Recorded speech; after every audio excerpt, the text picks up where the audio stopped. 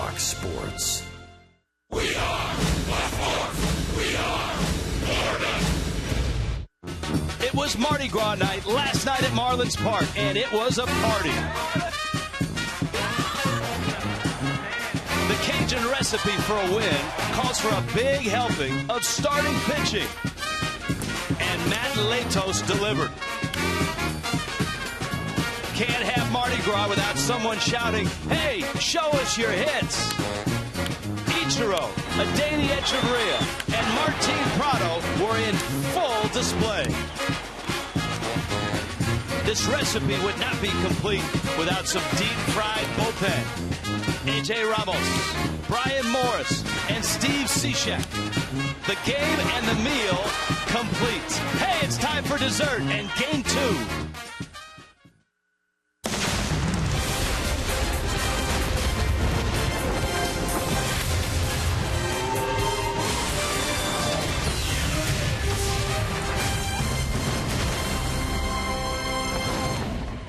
In Miami, some rain, and at Marlins Park, the roof is closed. And the Marlins trying to make it 4 in a row.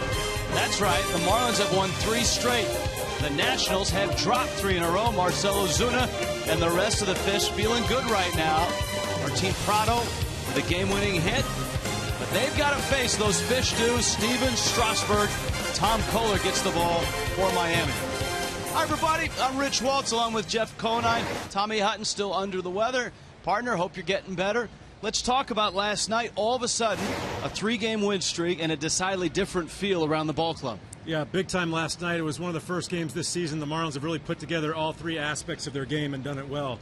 Great pitching, great defense, and timely hitting. Seen Martin Prado with a great hit to right field last night to win the game. One of the main reasons the Washington Nationals are favorites by many to win the East is their starting rotation. Jordan Zimmerman last night, Marlins got a win, but Steven Strasburg tonight as a hitter. Take me through his arsenal. Well, he's got a good one. He's got 3+ pitches. Obviously, the overpowering fastball that we know and is in the mid to upper 90s. You see the fastball here. He can throw it pretty much anybody, blow it by anyone, especially when he's got location like he does right there against Giancarlo Stanton. Now, I think the best pitch in his arsenal is the changeup. He's developed this since he's come up into the big leagues. It used to be fastball, curveball. Now I think the changeup has gone over the curveball as far as effectiveness as an out pitch. You see the downward movement on that. It's all about his arm speed, his arm action. Looks just like a fastball, and Giancarlo swings right over that one. And, of course, the devastating curveball. This was probably his best pitch when he first came up into the league, and now I think it's his 3rd best pitch. Tom Kohler will be his opponent. There are Strasburg's numbers in his 6th year, amazingly. Start number 113. The start for Tom Kohler, his last one, for 3 innings, he got everybody out, and then everything fell apart in the 4th inning. Yeah, in your conversation with him, he basically told you that he was a little surprised he got 3 straight innings and 9 up and 9 down because his location was off and a lot of guys hit balls right at each other. So he'll take aim at the Nationals. Adeiny Echeverria, part of this resurgence by the Marlins. Himself, he's red hot. We'll explore when we return.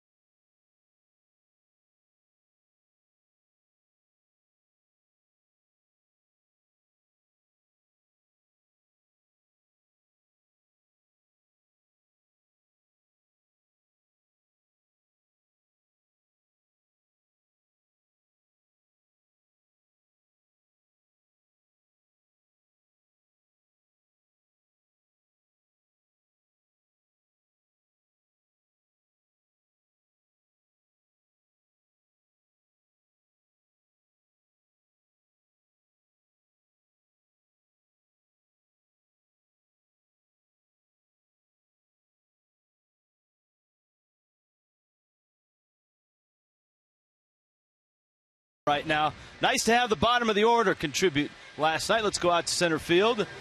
Hey, Carl Pavano has joined Craig Minervini. Gentlemen. Very nice. Yes, Rich. And Danny Echeverria went on the road trip with just, one hit the whole season. He came back with a lot of hits. In fact, he's hit near 500 since the 10-game road trip, and including last night. What's changed for him, Carl? You know, from a pitcher's perspective, if you're doing a scouting report on a guy, you want to eliminate one half of the plate. All right, I can own the inner half of the plate on this guy. Well, right now, if you throw it away, he's going with the pitch. If you throw it in, he's pulling the ball. If you leave it over the middle, he's going up the middle. He's just really locked in. And it has a lot to do with, like Preston touched on last night, and Niner will tell you about, is the timing of him getting that foot down. And I'm starting to learn more about the timing and get the foot down. The more I hear these guys talk about it, how important it is for the balance and the tempo and for them to stay on pitches. And he's doing a really good job at it now. That left foot that you see there, and since April 13th, his .460, a 76 average leads all the major leagues. But when he can use the entire ballpark, because he's been more of a center right field type hitter. Well, that's a tough guy to defend and pitch to. Well, he had a year or 2 years of having that consistent approach. Now he's adding things to his game, and that's what you have to do if you want to stay in the big leagues. You can't just hit the pitch away. You got to learn how to hit the pitch in, and I think Prado's touched on that, showing him how to turn on baseballs. Not to mention his great D as well. All right, Game 2 against the Nats is coming up. The Marlins looking for their 4th consecutive win. We'll talk about it in the postgame. Enjoy the game here on Fox Sports Florida.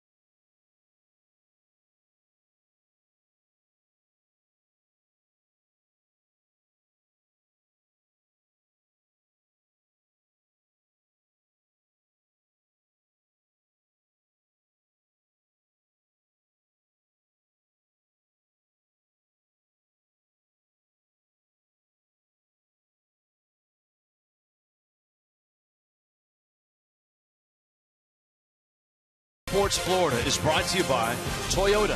Let's go places. By Cleveland Clinic. Cleveland Clinic, Florida's 5K run walk will be held tomorrow in Weston. Register at clevelandclinicflorida.org. And by Auto Nation. Save on over 70,000 vehicles now. Visit AutoNation.com. Marlins and Nationals, an late afternoon tilt here in Miami on this Saturday. And the Nationals line up there at 7-10. They've dropped 3 in a row. Day off for Denard Span, so you know Escobar leads it off. Ian Desmond, the Sarasota kid, is hot right now. Jason Worth, Bryce Harper, Ryan Zimmerman in the 5 spot and at first. Wilson Ramos doing the catching. Our old friend Reed Johnson gets a start in right. Danny Espinosa's at second. Steven Strasburg on the mound. J.M. Lexus bringing you that starting lineup. Tom Kohler going for Miami. For Kohler, start number 4. And it's Yunel Escobar, the excitable infielder, who leads it off. And on 2 hops, Echeverria smothers it, fires to first in time. 1 pitch, 1 out, 2 hops. Pitch a penny, bringing you that first pitch. You always got to love that as a starting pitcher. 1 pitch, 1 out. That's it. And as you were talking to Tom Kohler about his last start, it was all about location. And that's going to be critical for today's start, is for Tom Kohler to hit his spots. For whatever reason, he said in New York, he just couldn't locate, even though he retired the first 9 men in facing the Mets. And of course, in the 4th inning, it all went to heck, and he never finished that inning. Joe West, ladies and gentlemen, calling balls and strikes, and there's a strike to Ian Desmond. Not many hotter in the National League right now than Desmond. 10 straight he's hit in. His average over 400 in that span. Big swing and a foul tip into the glove of JT Realmuto. It's 0-2. It's probably not a conversation you'll have very often with a starting pitcher in the big leagues, as they say. I didn't have any location in my first 3 innings, and I got all 9 men out. But he seemed like he was just waiting for it to implode, because he knew that his time was coming. Here's the 0-2. Breaking ball and a beauty from Kohler, and he strikes out Desmond. That's what we call the old the rocking chair here. Good spot for Tom Kohler. Throws it on the inside part of the plate, kind of freezes the hitter, and you see him not able to pull the trigger right there on the inside corner. Good frame by JT Realmuto. So Desmond is down, and here comes Jason Worth. The Nationals last night getting a couple runs on just 6 hits, and Worth was 0 for 3. Bryce Harper, the cleanup spot, knocked in both runs. Center field, well hit. Ozuna back and on the track, makes the catch. 5-pitch inning. Location, location, location. There today.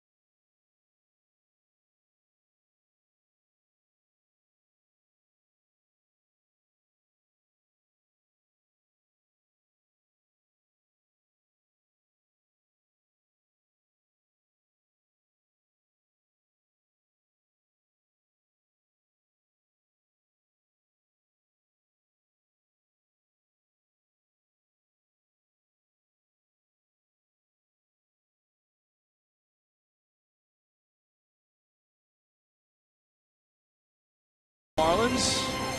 D. Gordon is one hot hitter, and he will lead it off for the Fish. Jam Lexus brings you the Marlins lineup. Gordon hitting at .370. Martin Prado, game-winning hit last night. Giancarlo Stanton, look at his career numbers against Steven Strasburg. Includes 3 home runs and 28 at-bats.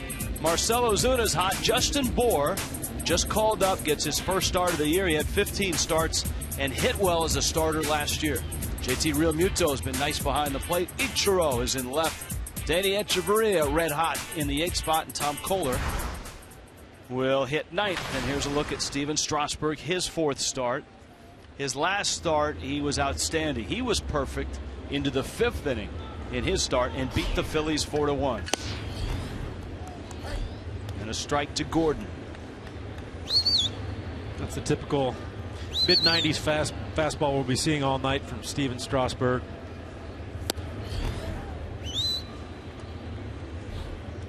At Marlins Park, 7 starts, and an ERA of 5.5. Yeah, overall, Strasburg has 9 wins against the Marlins and about a 3.5 ERA. So away from Marlins Park, he's doing very well against the Marlins. 2-1 pitch. Gordon takes out, and D. Gordon sitting at 3-1. It's a part of the count that Frank Menechino has chatted with Gordon about. An opportunity, if it's out, to let it go. That one zips right onto the heart of the plate. And so the count at 3-2. D. Gordon, absolutely phenomenal start for the Marlins. Three hit games in his last 4 here at home. Batting .400 on the year here at Marlins Park. Fastball up and foul back. And this is the account with a hitter like Gordon, who obviously, if he can draw a walk, is dangerous. But you see that pitch was right at the letters. That was a strike.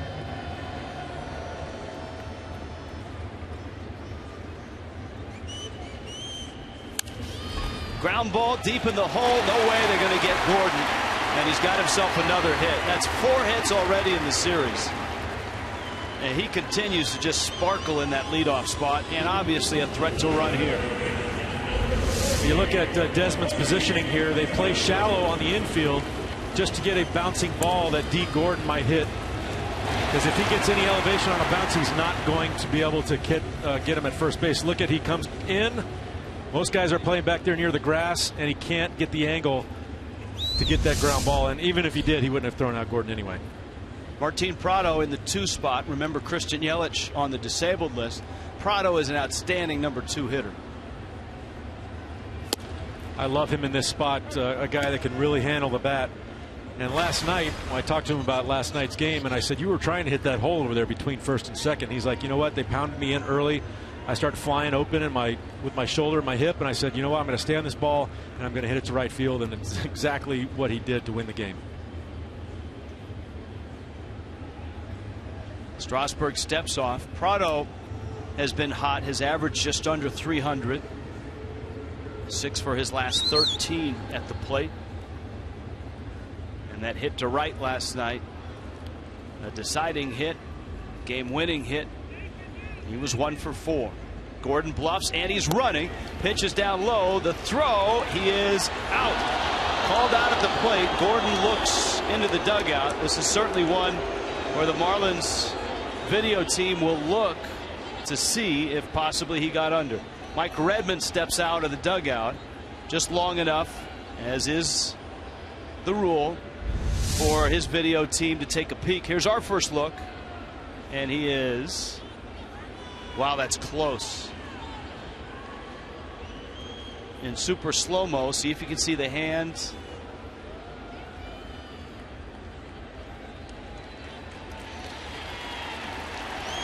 And they're going to take a shot at it. It's risky this early, as the Marlins saw in New York when the Mets lost 2 first-inning challenges.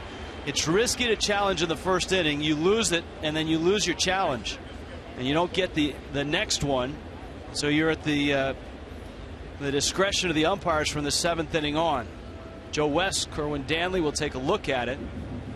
And the balance is, in this Chrysler challenge, is Gordon safe at second, and do the Marlins get another challenge? If he's out, the Marlins lose their challenge. Crowd reacting.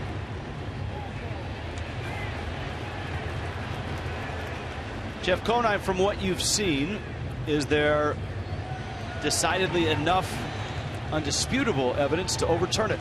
Well, that's the key, is undisputable evidence. The video replay guys have to. You see the hand kind of going up and like it's already made contact with the base. I think the Marlins might win this one.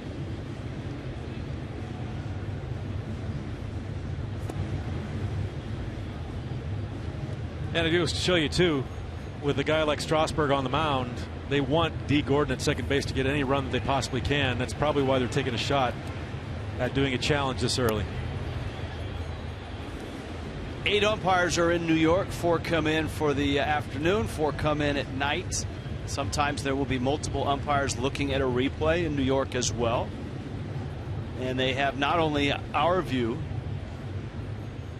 but the Nationals telecast, and there are some cameras that Major League Baseball has in each ballpark that are not available to us, only available to the umpires. He's out. Marlins lose the challenge. And we'll find out if there was enough evidence or if the call was confirmed. If it stands, there wasn't enough evidence to overturn. If it was confirmed, there was clear evidence that he was out. Marlins last year were second in all of baseball in successful challenges.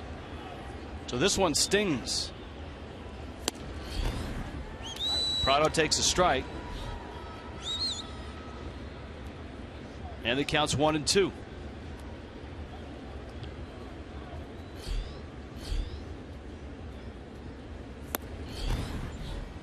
Two balls and two strikes to Martin Prado. Well, it certainly changes the dynamics of Prado's at bat.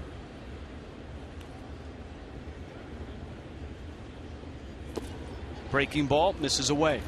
There's that big curveball from Strasburg, and his changeup. We talked about his changeup in the open on how good it is, and he will throw it to either side. He'll throw it to a lefty or a righty. A lot of right-handed pitchers will only throw their changeup to a left-handed batter, but Strasburg's got such good command and such good movement on his changeup that he will throw it anywhere. To right, Reed Johnson is there, and he makes the catch. Prado hit it hard. 2 outs. Nationals defense brought to you by BMW. Jeff Conine. All right, we got Jason Worth, Bryce Harper, and our friend Reed Johnson out there in right field. Zimmerman, Espinoza, Desmond, and Escobar around the infield, and the battery of Steven Strasburg and Wilson Ramos. Giancarlo Stanton now 0 for 4 last night. In the lineup sequence, you saw Stanton's numbers against Strasburg. Very good. It's kind of been all or nothing for Stanton lately. All being a home run. There's a shot into left field, a base hit. Nothing being strikeouts. Not many of those line drive hits, which is a good sign. Stanton again spent all the batting practice not on the field, but in the cages, working with Lenny Harris, hitting off a machine. Yeah, I think he was actually hitting this pitch right here, a curveball. Marlins have cages in the clubhouse, and they've got machines that will simulate curveballs, and I think he was working on that curveball because it's got big bend to it. And you see there he was elevated a little bit, and anytime Giancarlo Stanton gets good wood on it, it's going to get through the infield. Marcell Ozuna now 6 straight he's hit in, and he lines it down the right field line. It peels foul and into the corner. Miami's lineup has a different look tonight with the absence of Michael Morse. Morse getting the night off, and Justin Bour, big left-handed bat, slaughtered in the 5 spot. Ozuna promoted to hit cleanup, and he, like Stanton, with fewer at bats, has hit well against Steven Strasburg. Strasburg kind of pitcher. He's got a good fastball. Another one, almost the same spot. This one's going to find some seats. Velocity-wise, but he doesn't have a whole lot of movement on it. I think if you get your timing right and zone it up, you're going to be able to put a good swing on his fastball because it doesn't move a whole lot. And of course, his changeup so good, as we saw on the outset of the telecast. He'll throw it with a lot of success to right-handed bats.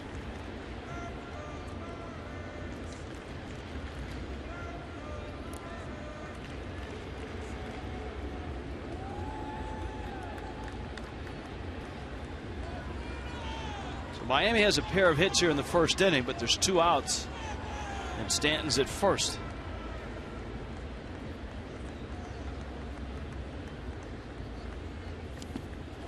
In the dirt, Joe West says swing, and Ozuna strikes out, and that's the nasty breaking ball from Steven Strasburg.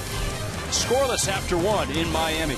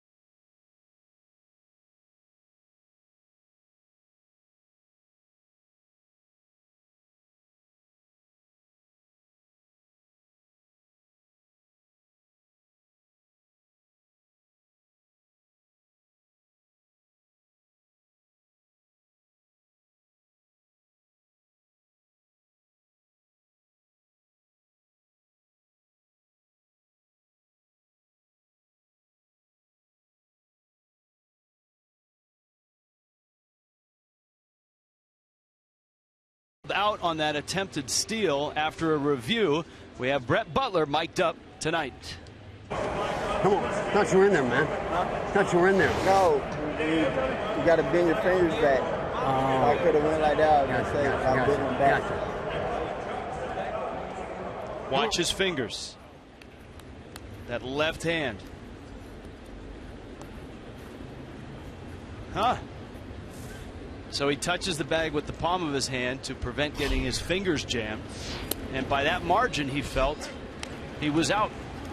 Of course, a great base stealer in his time, Marlins third base coach Brett Butler. Bryce Harper now, Ryan Zimmerman, Wilson Ramos against Tom Kohler. Harper takes a hack and pulls it foul.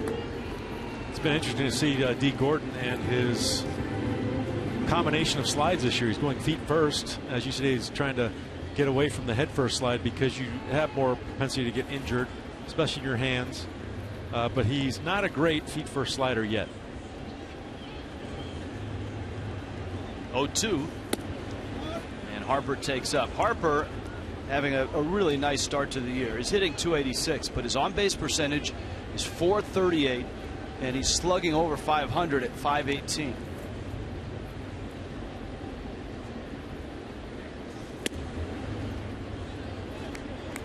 Leading the league, National League, in walks right now with 16.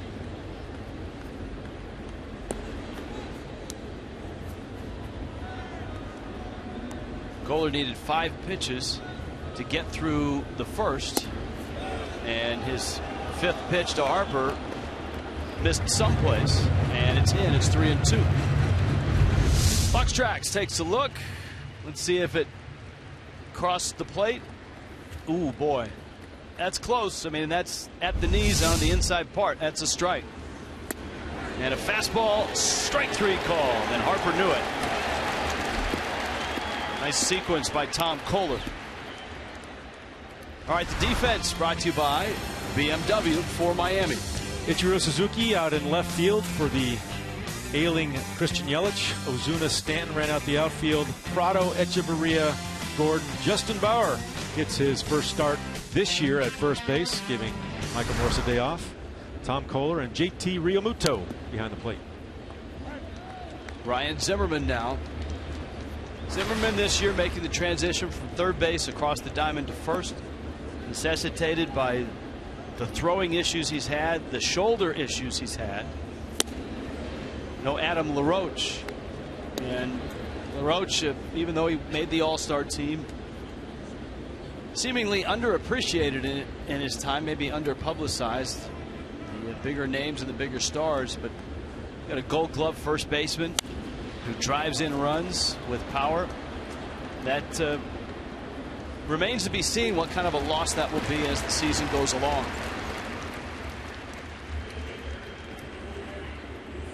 Tom Kohler's got a couple of outs. Stay social with the Marlins at Fox Marlins on Twitter and Instagram for exclusive behind-the-scenes Marlins coverage straight from the Fox Sports Florida broadcast. On a Saturday afternoon, late afternoon, Tom Kohler has a pair of outs here in the second inning, and Wilson Ramos takes outside. To my eye, so far in this game, you're not seeing Tom Kohler struggle with location. His pitches have been on the corners, and especially that strikeout pitch to Bryce Harper was right there on the inside part of the plate. Ramos smacks that one into right field for a 2-out hit. And I had to say something. That's all right. I should have kept quiet until after this out was over. The moment any of us have anything to do with what happens on the field, what we say in the booth, we're all going to Las Vegas for a big weekend. Here's Reed Johnson. But as baseball players, we always say the baseball guards are always listening. You say something like that, it always seems to happen. That's true. The baseball gods have that MLB.TV app, don't they?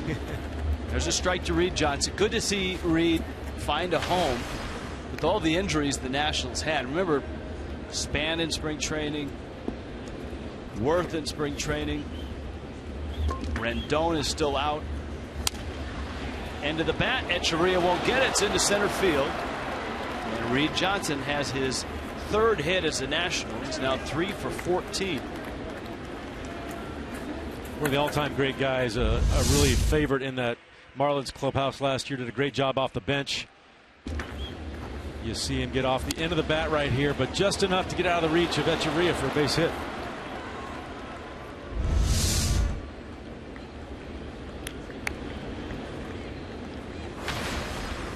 Danny Espinosa, in the absence of Anthony Rendon. You know Escobar has been at 3rd. He was supposed to be at 2nd. It's been Espinosa and Dan Uggla. Kohler's fastball misses in. It's 1-0. Espinosa 6 for 30, but he's made the 6 count.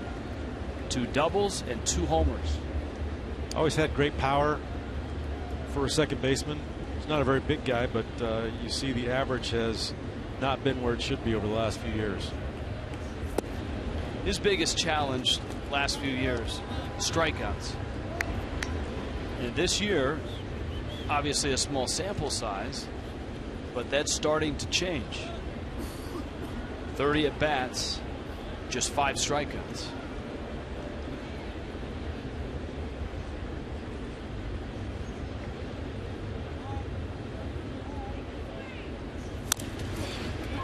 And on a 2-0 pitch, he rolls over. Bohr will flip. Kohler is there in time to get the out. Kohler gets out of the 2nd, scoreless in Miami.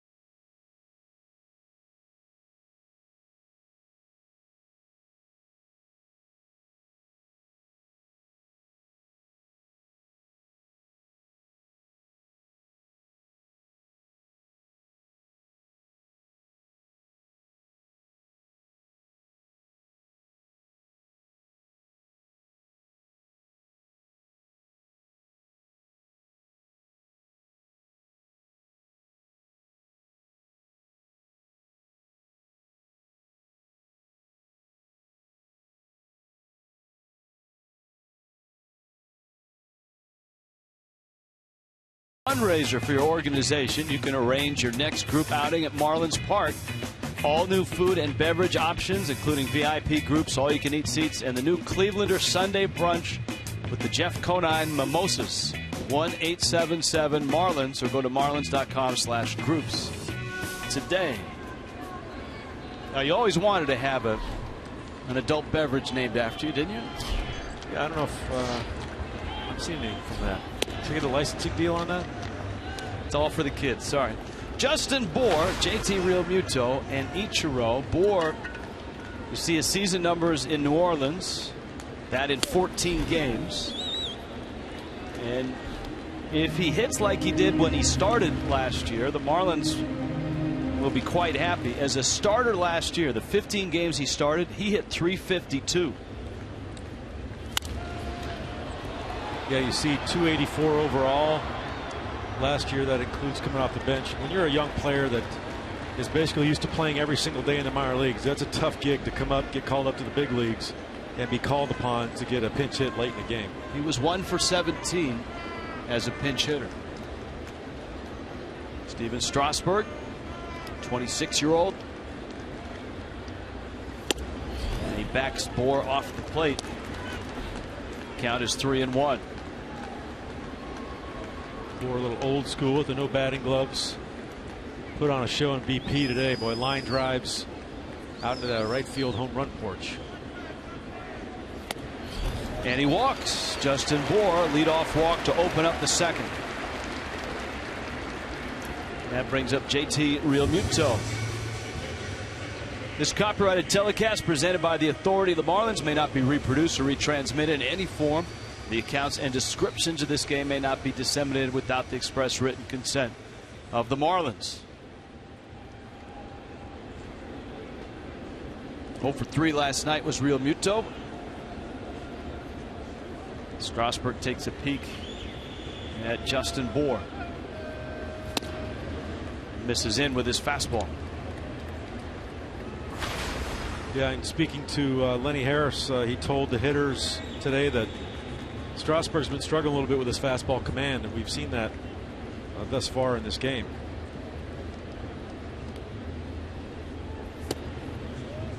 He misses with another fastball, and it's 2-0. Rich Waltz along with Jeff Conine.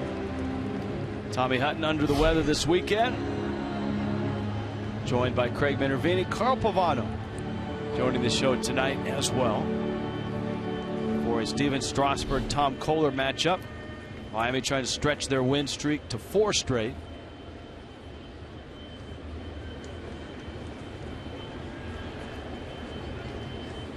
Realmuto has a 2-0 pitch to look at here.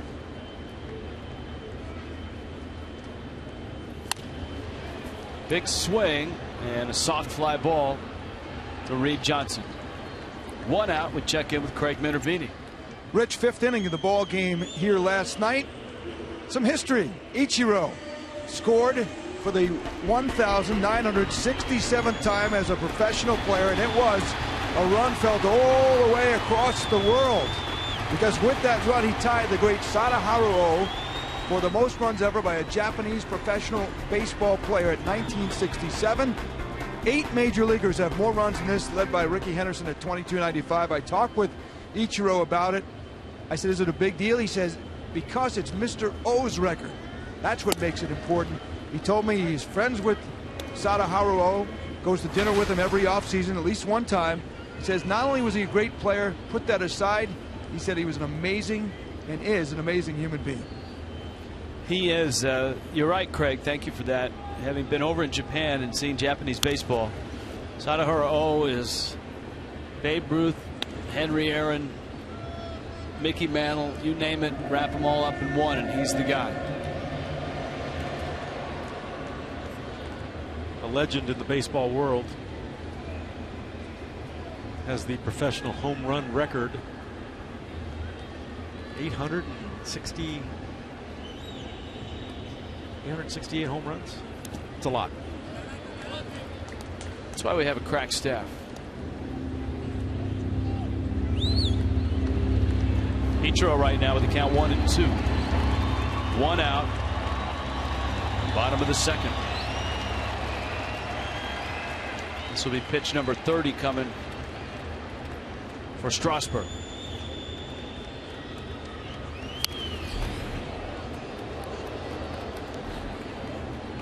It's amazing when you watch the way Ichiro hits, the amount of movement he has in his swing. Probably some of the best hand-eye coordination I've ever seen from anyone as a major league hitter. 868. Oh, I was right. Sadaharu O. About that.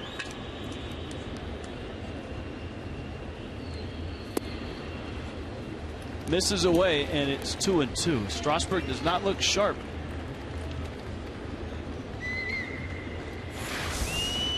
Talked about Steven Strasburg's arsenal so far tonight. 93 to 96 on his fastball. Big curveball. We haven't really seen the changeup too much. Some pitchers with a plus changeup or an excellent changeup like Strasburg might try to get through the first part of the game without even showing it, and then save it till the middle of the game before they break it out. You saw that ratio. Out to second. Espinosa, Desmond's turn. He is out.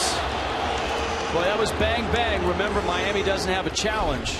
They lost it with that play at second in the first.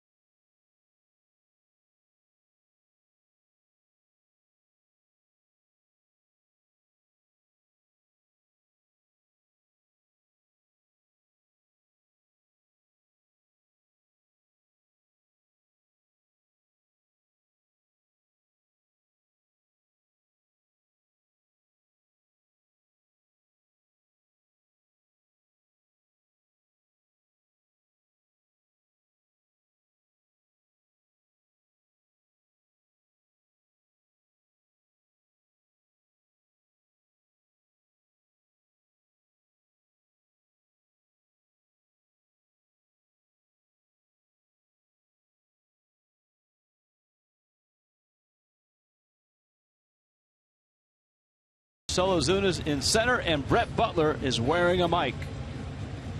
Hey, Strasburg can hit a little better.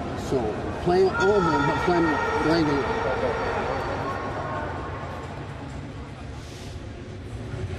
Typically, most pitchers aren't adept at swinging the bat very well. They don't carry that hitter's guild card like Tommy and I do. So you might play them way over and way in on the opposite side of the field. But a guy like Strasburg, who is pretty athletic, can swing the bat fairly well. You'll play him more straight up and a little deeper than you would a normal pitcher. Kohler misses outside. You guys still card-carrying members of the Major League Baseball Hitters Guild.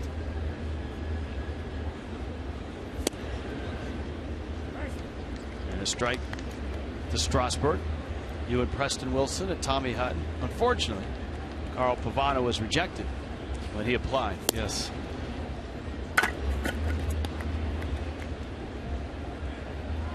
Two and one. Strasburg in the 9 spot. You've got Yunel Escobar and Ian Desmond also hitting here in the 3rd. Neither team with a run. Both teams have a pair of hits. The count 2-2.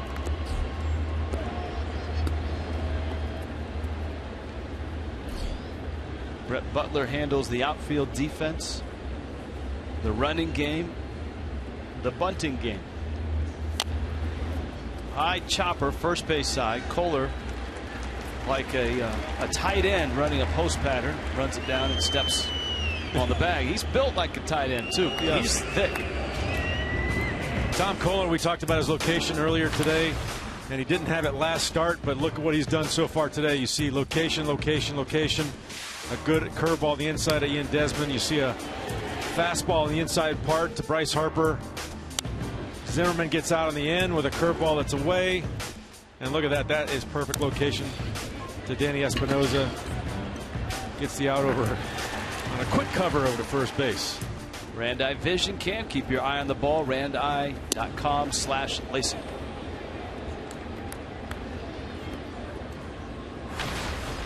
Yunel Escobar did not reach base in the 1st. He's reached base in 14 consecutive games. With Denard Span getting the night off, Escobar's in that leadoff spot. Nationals won just 1 game in their 3-game series against the Cardinals, and it was Escobar who won it in extra innings with a walk-off homer.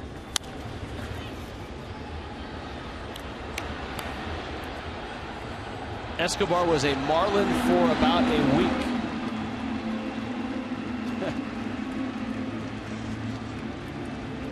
That was pretty good. That was. Stanton backwards. Escobar inside outs one in the right center field for a hit. A 1-out single. That's a good piece of hitting right there, even though Tom Kohler didn't hit his spot like he really wanted to. That was a good miss. Up and in. Escobar just muscled that ball out to right center. 12:30 start for Marlins Live. A Gio Gonzalez, Dan Herron matchup tomorrow.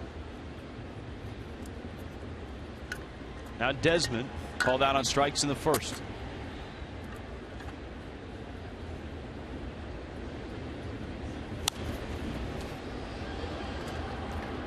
Speaking with Gio Gonzalez in batting practice today, and just a genuinely nice kid. He is so happy to be back down here in South Florida. Lives not too far from the stadium in Hialeah. Grew up there, and looking forward to pitch in front of his family and friends tomorrow.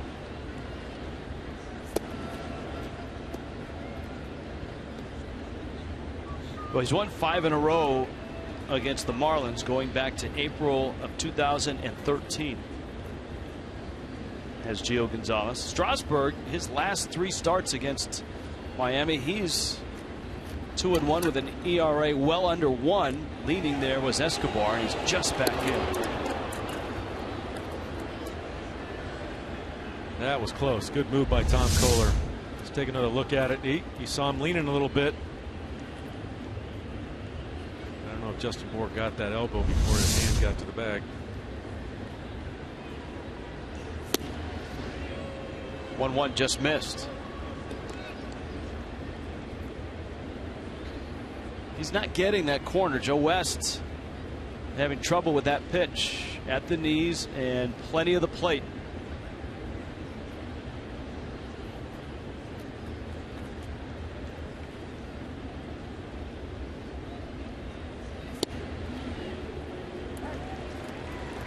Evens the count at 2-2.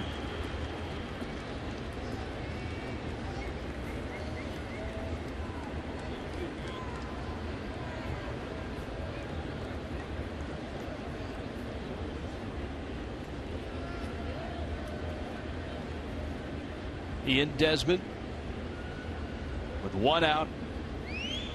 Escobar at first. Breaking ball in. Full count, and we'll see if Escobar is on the move.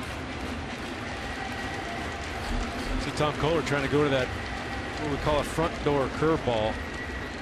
It's the inside part of the plate to a right-handed hitter. Try to get that inside corner. He's done that a few times.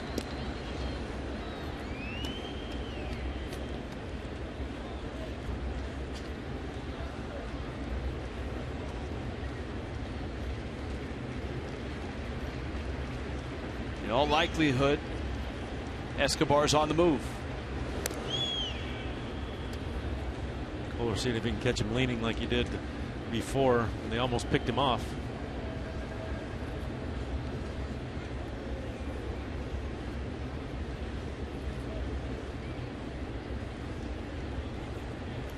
Not running, and Desmond lifts it in the air to right center field. Ozuna makes the catch. And there are 2 outs. I think Ian Desmond might want that pitch back. That was a fastball pretty much right down the middle. He just missed. So here is Worth. He lined out to deep center field. A warning track shot. And that ended the first inning. Miami has won 3 straight. The Nationals have dropped 3 in a row. Of course, the Mets losing last night. Their win streak stopped at 11. And Jacob deGrom was knocked around. He gave up 3 home runs at Yankee Stadium. Underway in the bottom of the 3rd, Mets and Yankees 1-1. 0-1 to Worth. Good breaking ball. And out in front 0-2. Jason Worth off to a slow start this year. Had AC joint surgery in his right shoulder in the middle of January. Just came off the DL April 13th of this year, so he has not had a whole lot of at-bats so far and had a very limited spring training. And he has company. Denard Span didn't have a real spring training either. He had a sports hernia and a core injury that required surgery.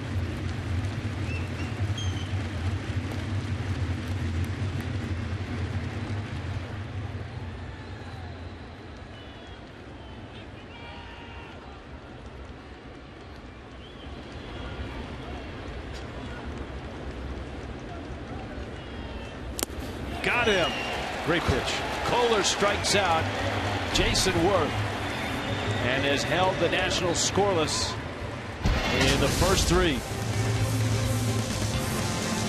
Miami and Washington scoreless.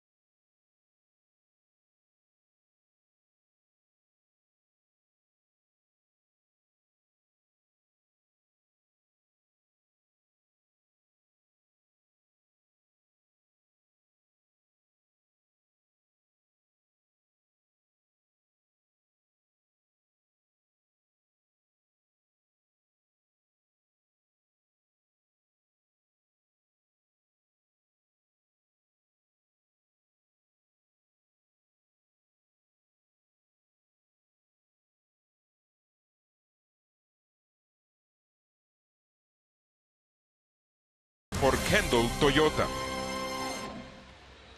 Marlins Park, late Saturday afternoon, headed towards night. Steven Strasburg delivers a fastball that misses in to Adeiny Echeverria with Tom Kohler and D. Gordon up here in the third inning. Echeverria red hot. A 7-game hit streak. 8 hits in his last 10 at bats, including an enormous one last night. Echeverria doubling in the 8th inning. It would eventually be the winning rally. And impressively, Jeff, he took a fastball up and in and banged it off the base of the wall in left center field. Very impressive piece of hitting last night. That's a very difficult pitch to get on top of. Any section of the plate, whether it's inside like that, even more so. I think that's the biggest difference we've seen in Echeverria this year is the ability to pull the ball. Last year he was basically a right center type hitter, which he did very well, and that was his strength. But when you can add a pull side aspect to his swing, that's going to mean a lot more hits. You wonder too, if he continues to hit, does that earn him a promotion out of the 8th spot, which is a tough place to hit in the National League. Very tough place to hit. With the pitcher behind you, you're not going to see a whole lot to hit, and especially in good situations. Nasty breaking ball snapped off there by Steven Strasburg. Strasburg has a pair of strikeouts. He's walked one and given up 2 singles. And here is Kohler. Major League Baseball disciplining 7 who were involved in that White Sox Royals mashup, or whatever you want to call it. The on-field incident is a clean way to say it.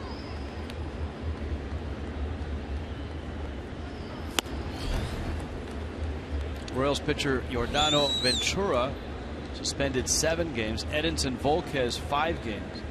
Lorenzo Cain and Kelvin Herrera 2 games. Herrera's already on a 5-game suspension appeal when he threw at Brett Lawrie. And this just breaking, the Royals are not involved in any fight tonight. They are actually rained out. There's a swing, and Kohler trotting down to first. That one dug out of the dirt by Wilson Ramos.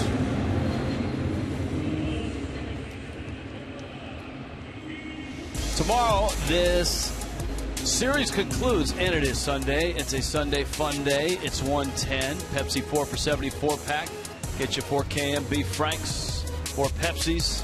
Fans get a Christian Yelich replica Gold Glove courtesy of Pepsi. Kids can run the bases in the Diamond Dash. Christian Yelich on the disabled list with a sore back. Here's Gordon now. He shortens the bunt, and he takes a strike. White Sox pitchers Chris Sale and Jeff Samardzija each got 5 games. White Sox catcher Tyler Flowers was fined. That was very quick for Major League Baseball to, in just a couple of days, come down with the suspensions.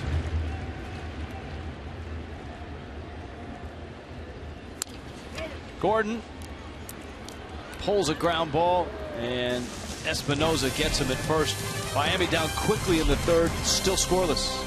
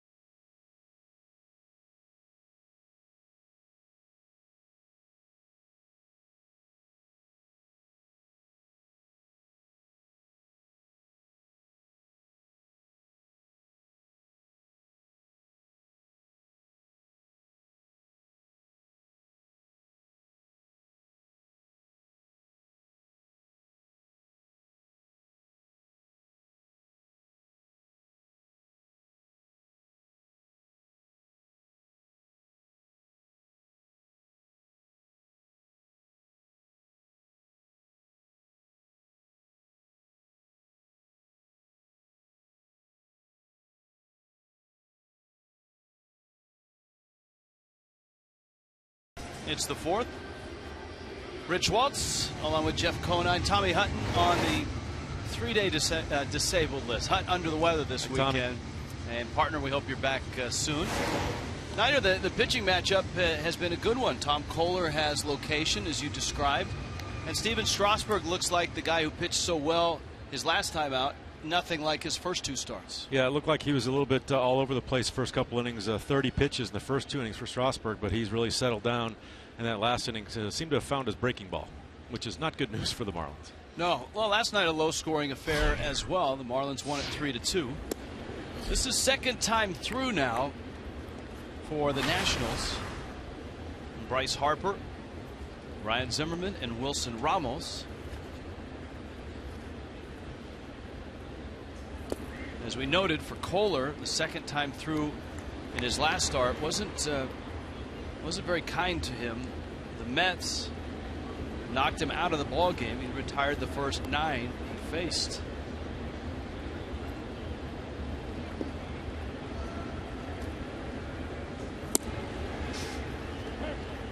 Fastball, a strike, and it's 2-1. That's when a pitcher has got something good going, is when in hitters counts he's still able to throw a good spot. And he's been behind a few times to these Nationals hitters, but have still made quality pitches.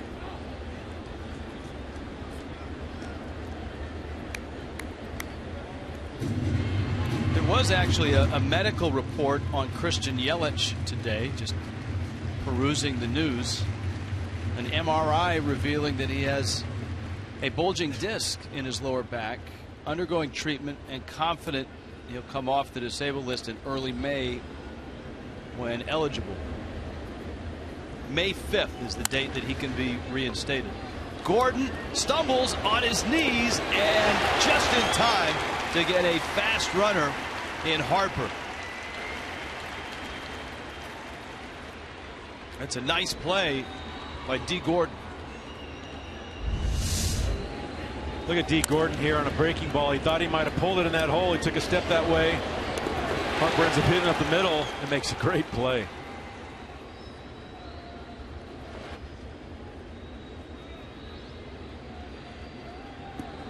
Just gets the good running Harper. I'll tell you what, the Marlins defense has been outstanding this season. Tied for the major league lead with the least amount of errors. Only 5 errors on the season. Range in the infield too has certainly increased, with Prado at third and Gordon at second. Gordon gobbles up another ground ball. Kohler getting Ryan Zimmerman off the end of his bat. Tomorrow, we're going bowling. Cliff Floyd has such a great event. Look, what's up with the what's the bandana? Is that part of a team building thing? Yeah, it was a team thing. It was supposed to be dress up, and they gave it to me because they won the best dressed team last year. Over 30,000 raised. Look out, bat into the seats.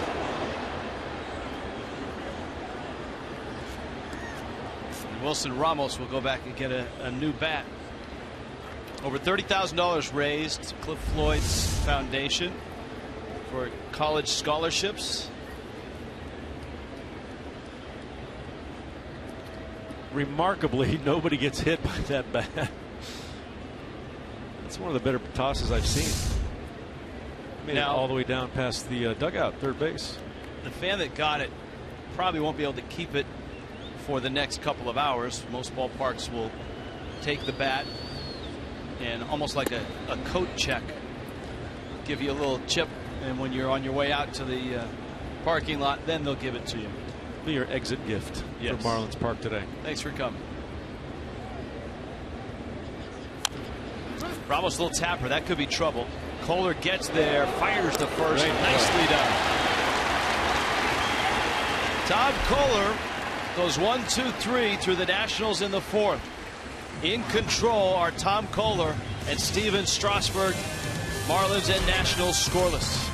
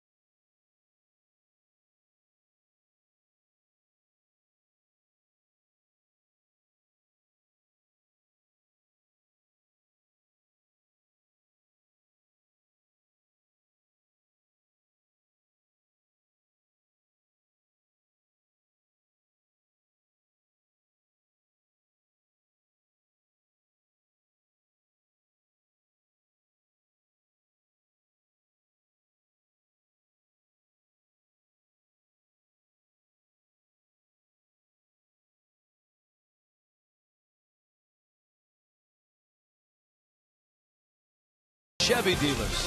Visit your South Florida Chevy dealers today. Buy Checkers. Get Checkers authentic Philly cheesesteak. Try the new meatball sub. Pick yours, 2 for $5. By Lexus of Pembroke Pines. Price, service, selection. You're gonna love us. And by Cleveland Clinic. Cleveland Clinic's Florida's 5K run walk will be held tomorrow in Weston. Register at clevelandclinicflorida.org. Gorgeous early evening here in Miami with the roof closed on Marlins Park, and the pitchers in firm command of this ball game. Steven Strasburg for the Nationals, Tom Kohler for Miami. Martin Prado, Giancarlo Stanton, Marcell Ozuna. Fastball up at 95. Hot, humid, rain in parts of Miami. This is more of a July pattern right now than April. 90+ degrees and humid and rainy.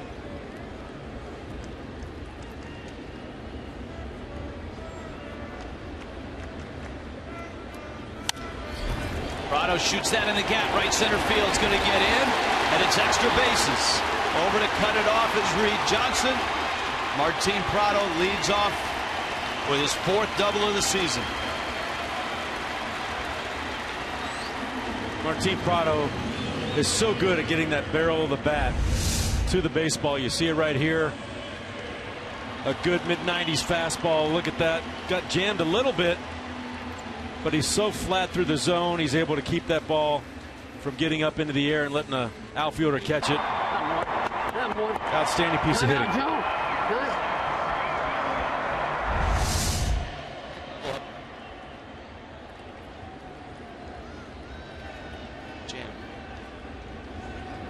Giancarlo Stanton singled in the first. Steven Strasburg wants Wilson Ramos and his middle infielders. Budweiser balcony out there is quite popular and jammed right now. The bar is on this Saturday afternoon. They want some action, Rich. Well, the promotion still stands. Any home run that goes out there, it's a free round of drinks for anybody up there. And so when Stanton comes to the plate, it's a good idea to be up there. To rush over to the bar. Stanton pulls it off of his foot. That hurts. Even balls off his foot come off at an accelerated rate. Watch how fast this ball goes down to third. Ow. Right off the top of the foot. That was a good pitch to hit for Giancarlo. His single was a hard line drive smash to left in the first. Strasburg goes in with a fastball. Watching Stanton's at bats last 3 days, he has started to take that inside fastball.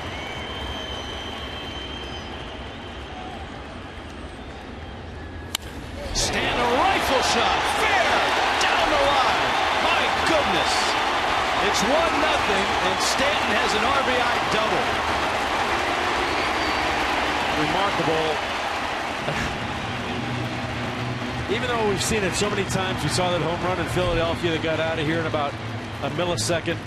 Every time he squares a ball up like this down the line, it's amazing how quickly it gets out there.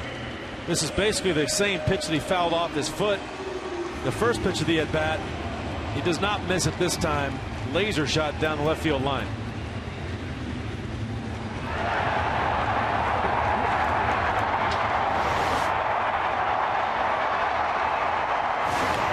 Brett Butler didn't even have to say anything. They just walk on home. And with Stanton up, Butler always is close to the rail and out of harm's way.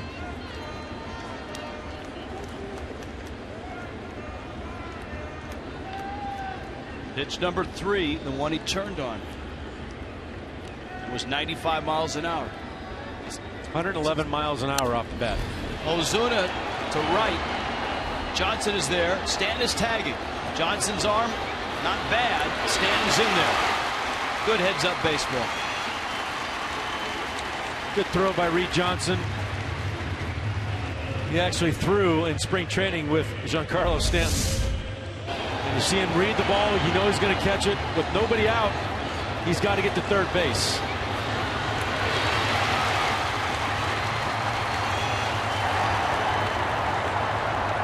Down, down, down! With that play behind the runner coming to third base, the third base coach is the runner's eyes, so he's telling him what to do as that throw's coming in. Justin Bour into right center field, and Miami stretches it to 2-0. And Bour has had 2 real nice at-bats, and thus the importance of the Marlins getting him over and getting him in. Stanton an RBI double, and he scores on the Bour single. It's great to see. The Marlins have not done much of this in this young season, has put these kind of innings together. Justin Bour ready for that fastball coming in. Infield in. Scores him easily. Good piece of hitting right there. Now Real Muto with 1 out and Bour at first. 3 hits in the inning. A breaking ball for a strike.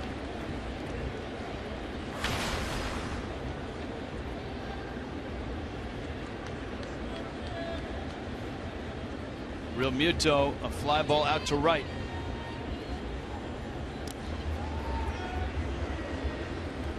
We had a couple really good at bats last night. Hit an absolute laser out to right center field. Unfortunately, he was caught, but I like his approach. I like the way he's been taking pitches. You can tell he's got a pretty good idea at the plate. That's a pretty good pitch. Stanton 2 for 2.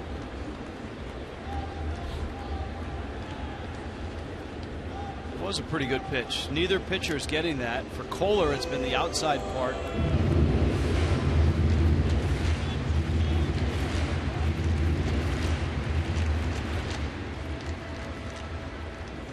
Bour's at first.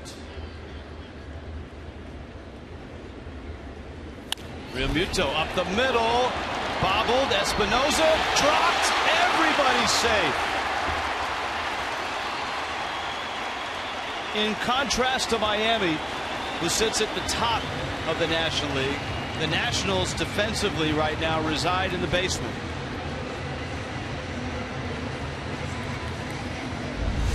See JT Realmuto hits this ball very well. Espinosa can't get a handle on it from the beginning. He tries to panic, loses the handle, and now everybody's safe. Marlins could break it open here. 18th error by the Nationals already this year. Highest total in the National League. And now Ichiro takes a changeup for a strike. This is game number 18 for the Nationals. Let's see, I'm not a math major, but that put him on a 162-hour pace for the year. Bour's at second. Real Muto's at first. And that one bounces up to Ramos.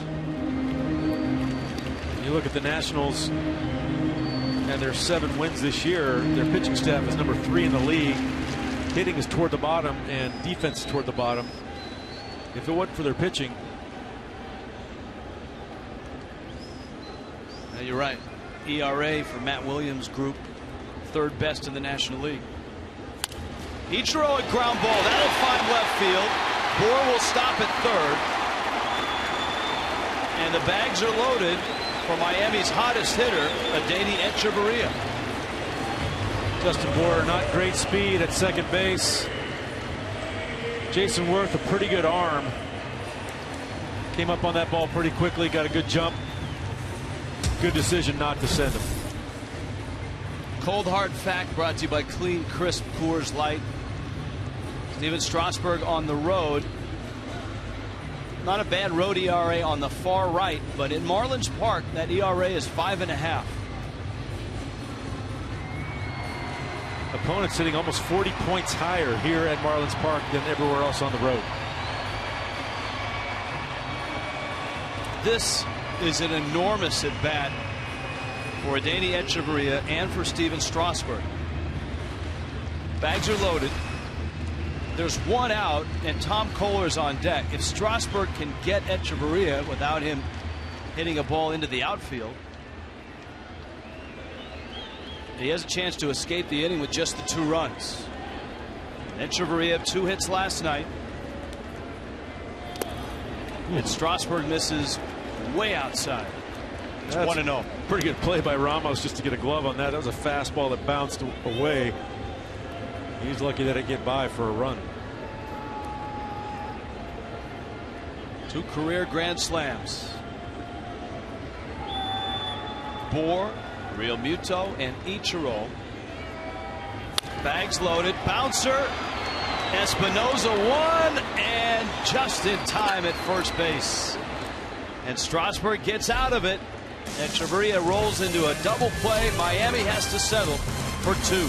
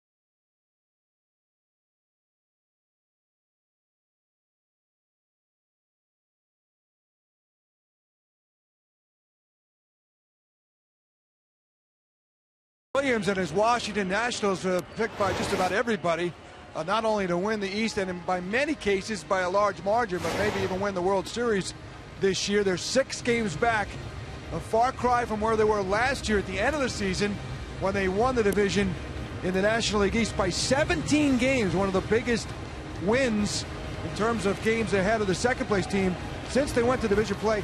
1999, Cleveland Indians won by 30 games in 1995 over Kansas City. That was the largest since the Marlins also were in existence in '93. So that's big. 17, you had the Angels ahead of them and the Atlanta Braves and the National 17-game winners. Right now it's the Mets with the early charge, but a lot of baseball to go, obviously, for both of these teams. Guys? All right, Craig, thank you. 2-0 Miami on top. Tom Kohler now pitches with the lead. Reed Johnson, Denny Espinosa, and Steven Strasburg in the 5th. Kohler has been sharp. 3 strikeouts. He was able to get 3 ground ball outs for a 1-2-3 4th. Johnson singled the center in his only at bat. Pretty tidy with his pitch count too, starting the inning with only 50 pitches through 4 innings. That's one thing the Marlins really need from this starting pitching staff, to get deeper in ball games. Early on that road trip, they weren't getting much in terms of length of their starting pitching, and the bullpen really got taxed. Tough to win when your starters are going 5 innings or less, and having Matt Latos burst through that barrier last night was a nice step forward for the rotation and for the bullpen. Johnson, it's a high pop-up. Echeverria and Ichiro, and it's Echeverria who makes the catch. Our Geico Major League Baseball moments. 1976. Rick Monday stopped 2 trespassers from burning an American flag during the 4th inning at Dodger Stadium. Monday was a Cub at the time. He would go 3 for 5, but the Cubs would lose in 10 innings.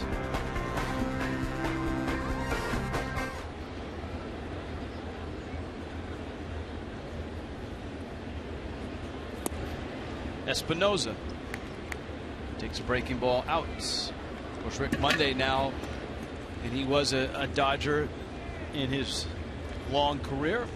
Now one of the Dodger broadcasters. Highly acclaimed.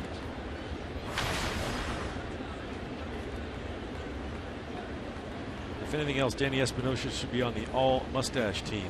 If you were to see his scoreboard profile shot, it's one of the best ones you're ever going to see. You know, I looked up at that scoreboard and saw him, and I thought it was like a theme night, like you know how they put mustaches and stuff on guys. That is impressive. Goose Gossage type.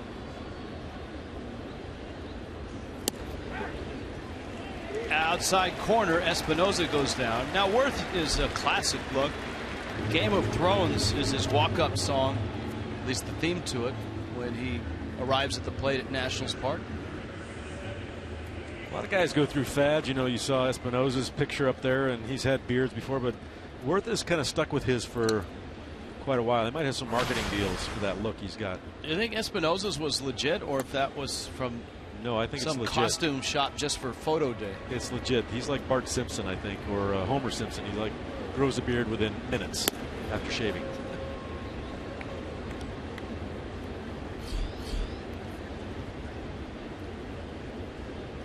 Strasburg is up. Kohler already has 2 outs here in the 5th, and very economical. He's at 60 pitches.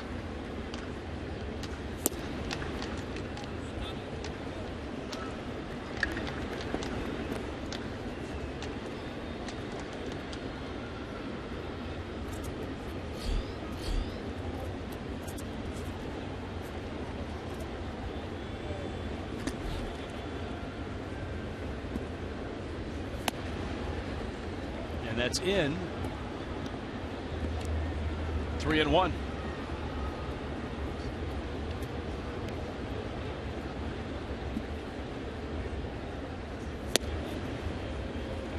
That catches enough for the plate for a strike, and it's 3-2.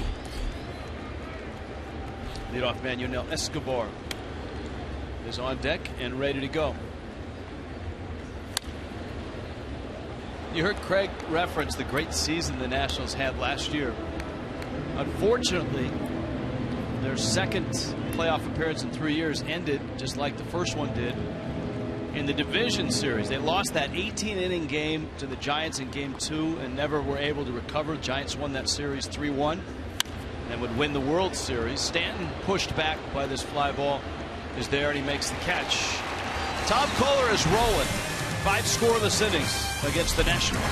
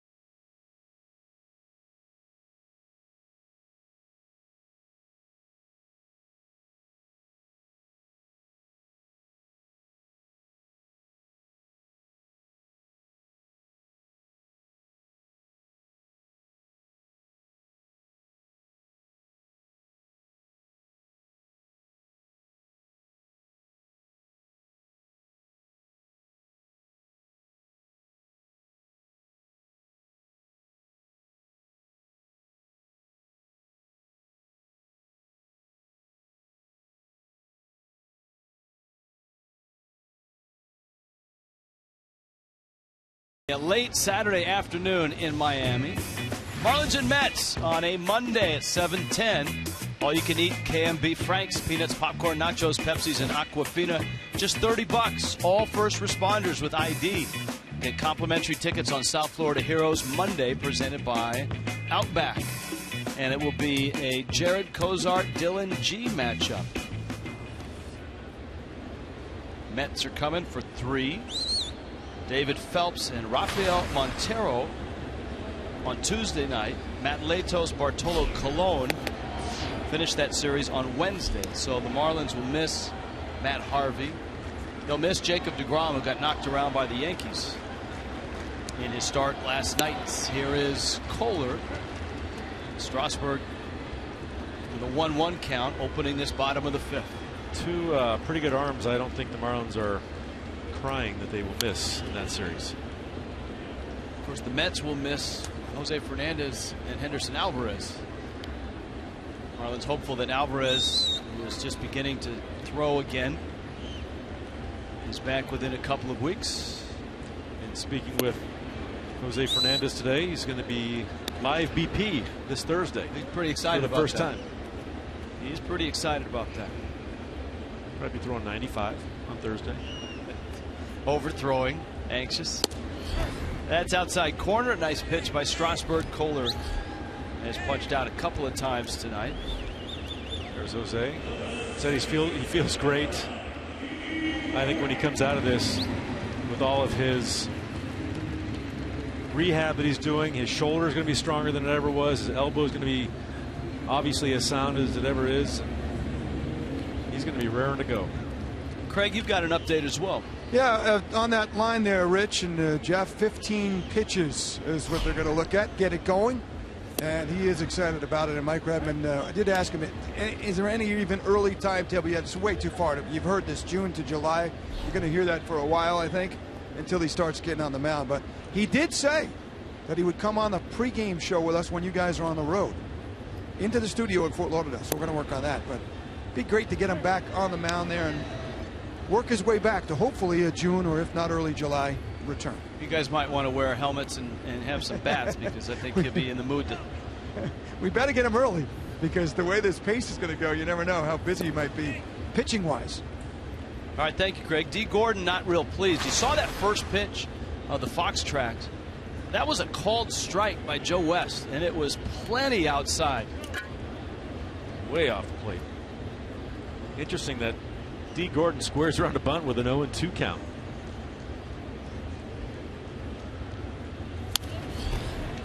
Strasburg humps it up to 95. Been impressed with D. Gordon's ability to foul off those really tough pitches like that, to stay in the at-bat, make the pitcher throw more pitches, and eventually getting those base hits, leading the National League in hits right now.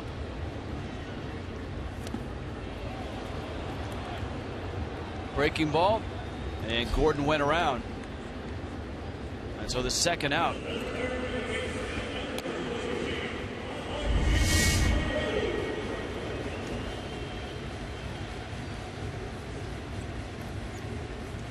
It's interesting when the curveball that good comes in a plane, just like the fastball. Sometimes you can't differentiate between the curveball and the fastball, and you start your swing thinking you're swinging at a fastball. Boy, that thing drops right into the dirt.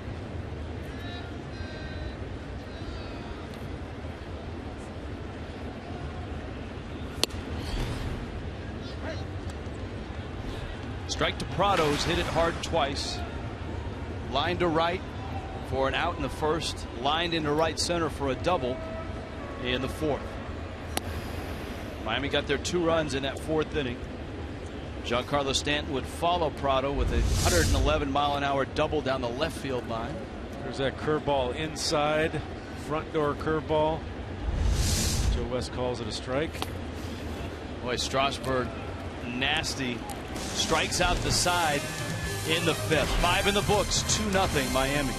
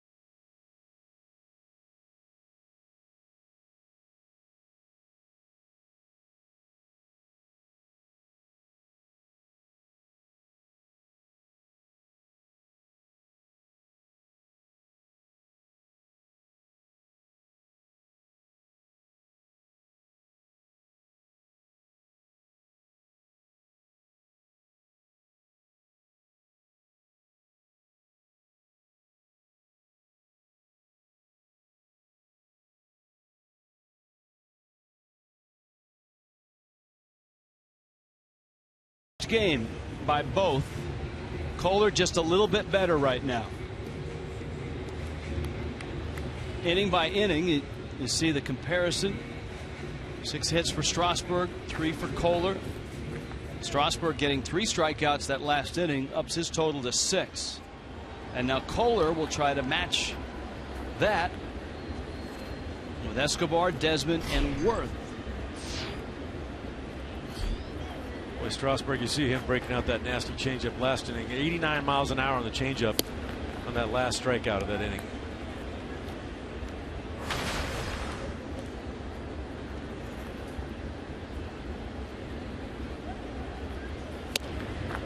That pitch is up. The count is 2-0. Both those strikes. Both of those are strikes, and both of those were called balls by Joe West. High pop. Justin Bour's got room. He makes the catch.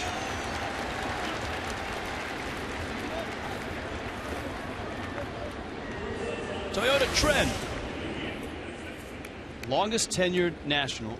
Ryan Zimmerman, when he came out of the University of Virginia, short stay in the minor leagues, found himself in the big leagues. Ian Desmond actually was drafted as an Expo back in 2004 out of Sarasota High School.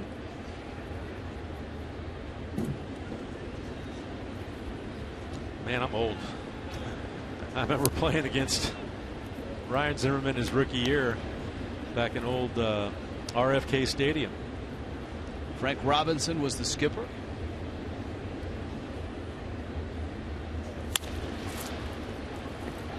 Echeverria across the diamond in time, and Kohler just keeps getting outs. He's got 2 outs, and here comes Jason Worth. We were talking about the Nationals' exit from the postseason last year. You remember in 2012 they had that in Game 5, the big lead over the St. Louis Cardinals. Davey Johnson was the skipper then, and the Cardinals came back miraculously at the end to tie it, get to extras, and win it, and win that series. The burning controversy then was Steven Strasburg. And Strasburg, remember, Tommy John surgery was shut down in early September. And I mention that because the Mets have Matt Harvey in a similar spot, but the Mets are taking a different approach. Rafael Montero is entering their rotation. They're going to go with a 6-man rotation. That one's going to flop into right field for a hit. Terry Collins and the Mets brass are going to go with a 6-man rotation to space Harvey's starts out. So instead of, as the Nationals did with Strasburg, every 5 days and then shut him down cold in early September, the Mets are going to try to limit Harvey's starts and time it so that if they get to October, he'll be able to pitch. That's a much better plan, I think, than taking your best pitcher, which Steven Strasburg was the Nationals' best pitcher that year, and basically telling him, you're done. You cannot pitch in the postseason. And if you listen to interviews with Steven Strasburg, he wanted to pitch. He wanted to keep on pitching, but they wanted to be cautious and said, you know what, you're not going to pitch anymore, and this is a long-term thing. This is a big at bat for Tom Kohler because Bryce Harper can change the game with one swing. The count's 1-0. Worth's at first, and Harper fouls it off of Real Muto. Before that little dunk face hit into right field by Jason Worth, Tom Kohler had retired 10 Nationals in a row. Matt Harvey is on the mound against the Yankees and beating him 6-1 right now in the top of the 6th. He's gone 5 innings and thrown just 56 pitches. Worth's at first. Harper's ready. And Kohler backs him off the plate. It's 2-1. I think the Mets have that luxury as well. They've got a wealth of arms in their starting rotation right now, and they've got the opportunity to have 6 starters and give Harvey that extra day.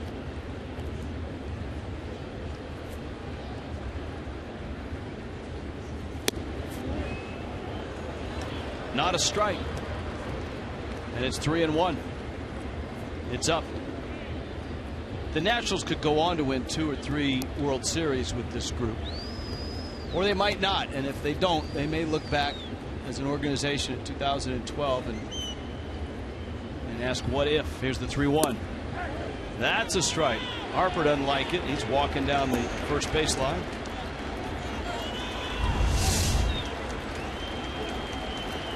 Pretty good pitch to me. Right there on the bottom edge of the strike zone. Full count with 2 down. I don't think if there's something close this time that Joe West would give it in Bryce Harper's favor.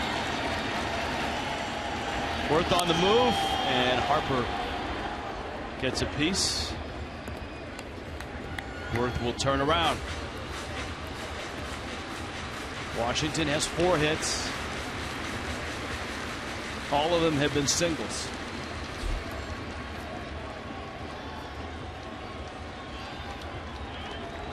Only 1 base runner in scoring position in the game against Kohler.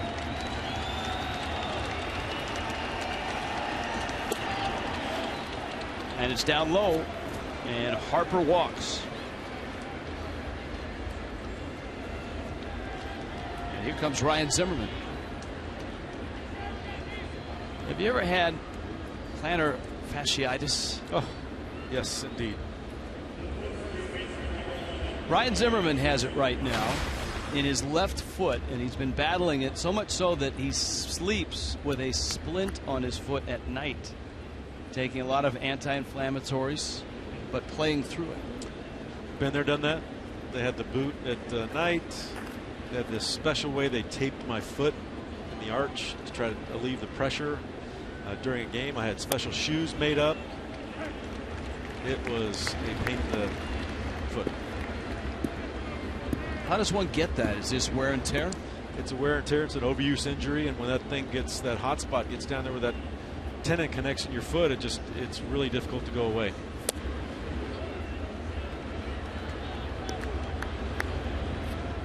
One ball, 1 strike. Sam Dyson in the bullpen, starting to heat up. Kohler trying to push through the 6th inning. And another guy that can change the game with 1 swing, and Ryan Zimmerman. Unfortunate. Tom Kohler had 2 quick outs this inning, ends up giving that off the end of the bat base hit to Jason Worth. Saw that ball strike ratio. The location has left him a bit this inning. End of the bat. Diving stop. Gordon shovels. Got him! D. Gordon to Adeiny Echeverria. Pitching and defense. Well, the pitching of Tom Kohler's been outstanding, but it's the defense that helps him finish the 6th. Very nice.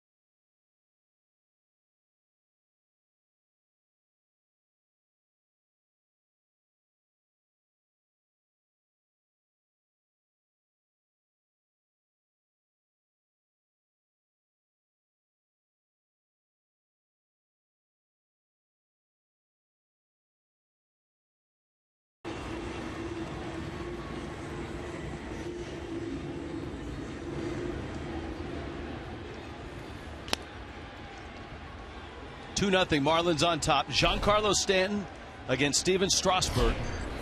First pitch fastball misses. It's 1-0. Against Strasburg, a .400 average, 3 homers. And in this one, a bullet of a single and double. Both those pitches in the strike zone. Strasburg misses low, and it's 3-0. Been a bit of a rough ride behind the plate for Joe West. Stanton takes a strike, and it's 3-1.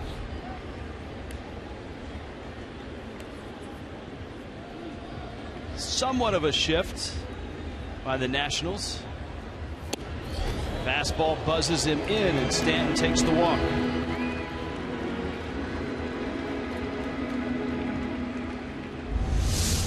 Pitching and defense wins championships.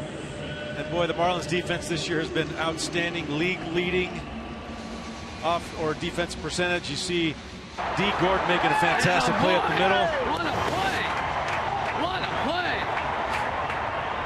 Brett Butler mic'd up, loving it as well.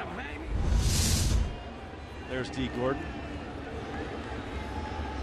Now Marcell Ozuna has struck out, flied out, and takes in. No one throwing in the national pen. Strasburg at just 82 pitches. Kohler is at 83.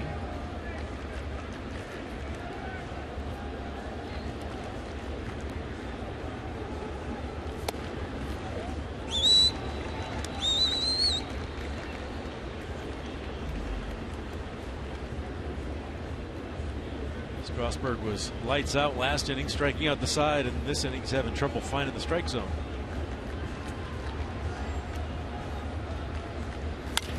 Ozuna, sharp ground ball into left field. And he extends his hit streak to 7 games. Miami set up first and second, nobody out.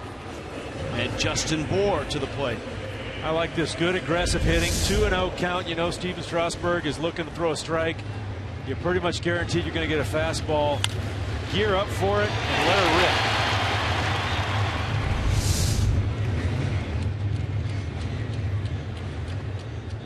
Now Bour, who walked in the second and lined an RBI single to right in the 4th.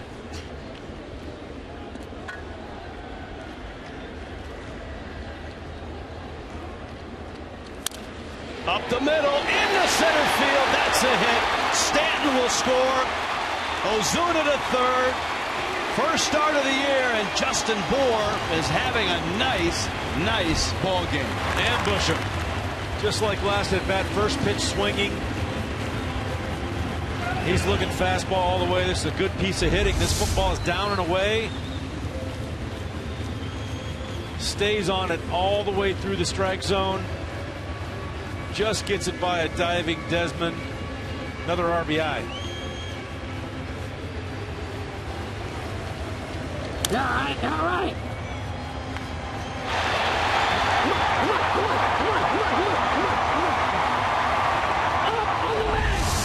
Brett Butler mic'd up at third base. And you got to like what you see from Justin Bour. And remember, we talked about it when he was a starter last year. He started 15 games. He had .352. He struggled off the bench, which is to be expected for a young player that's just out of the minor leagues. Pitch hitting at the big league level is a very difficult job. Gets the start here, and he's 2 for 2 with 2 run-scoring singles. Now Real Muto. There is nobody out, and Miami in position to pick up their 4th run. Middle infield's back.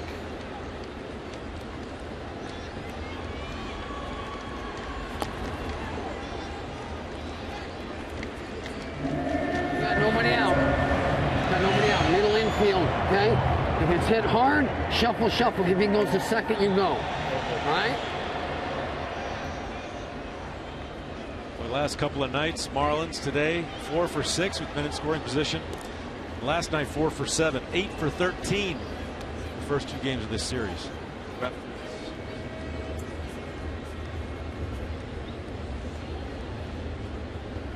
Blake Trinan in the Nationals bullpen. Real Muto waiting on a 1-0 pitch. Real Muto on the road trip told Tommy Hutton that in at bats like this, he'll come off of the knob of the bat and choke up.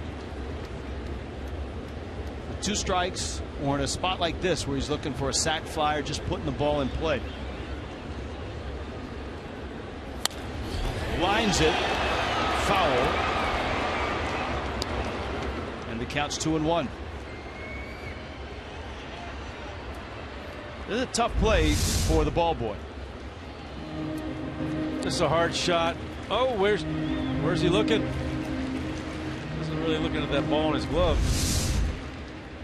I don't think he's wearing a cup, so I think that was an appropriate attempt at a short hop. Good point. 2-1.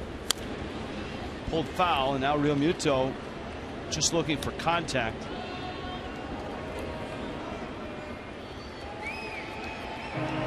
Right again, we got nothing. Get down the line. Yeah, anything in the area, you're back. You're off as far as the third baseman.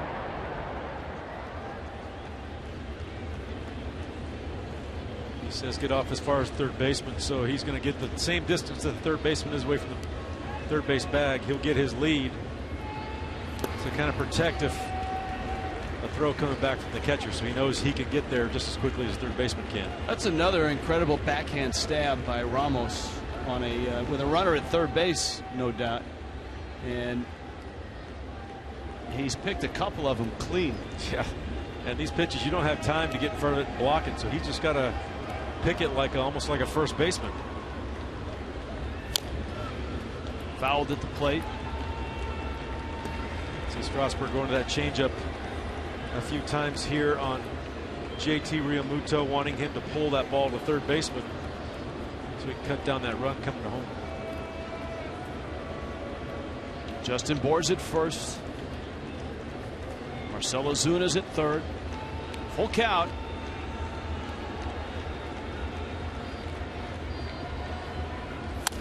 Ground ball. Ozuna stopped. Now he's coming home, and the Nationals get 2, and Ozuna scores.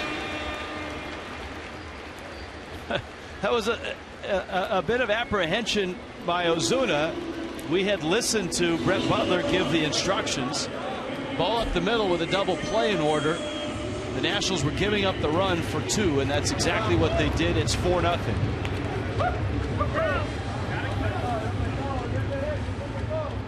Tough at bat by Realmuto there. Strasburg threw some really tough pitches. At least he was able to hit the ball up the middle and get that run home. Ichiro takes a strike. Ichiro's bounced into a double play and singled.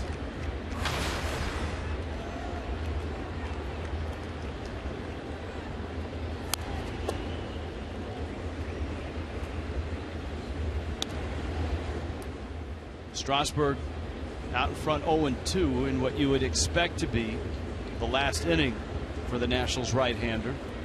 His spot due up fourth. Even if he wasn't due up fourth, that might be it for him. 94 pitches on the evening now. This is the 4th time through for a lot of starters across baseball, and even though managers and pitching coaches will say, yeah, everybody's ready on opening day, they're really not. In terms of going deep into games and running your pitch count up into the 105, 110, 115 area. Even if you are getting the number of pitches that you need in spring training, when you get out into a major league game, it's going to be a totally different animal with your adrenaline and the way your body reacts to it. Espinosa gets Ichiro, but Miami gets 2 more. Justin Bour, another RBI single. Big day for the big fella from George Mason.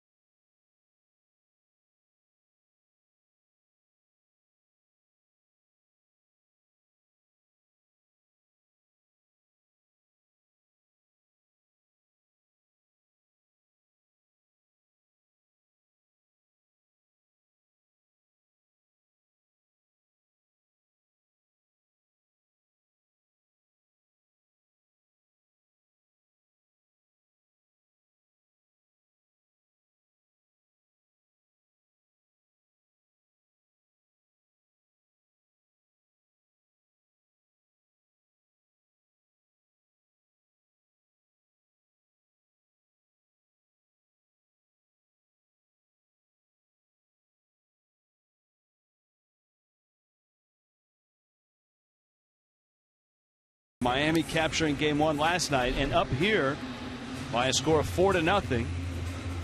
Tom Kohler getting some help from Justin Bour. Bour called up and inserted into the lineup today at first base, and he's responded with a walk and 2 RBI singles.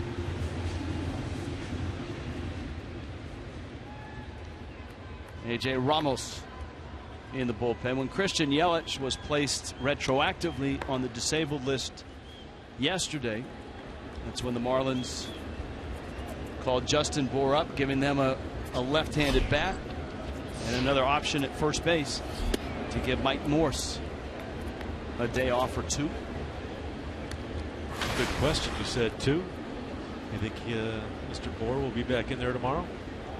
Well, it is a good question. That one fouled off and out of play. Probably not, because you got Gio Gonzalez going, so I would think Morse, the right-handed bat, would get the start, but then you roll over to Dylan G's start on Monday, and after watching this weekend, you never know. You might find Justin Bour in there against some righties as these next 2 weeks move along.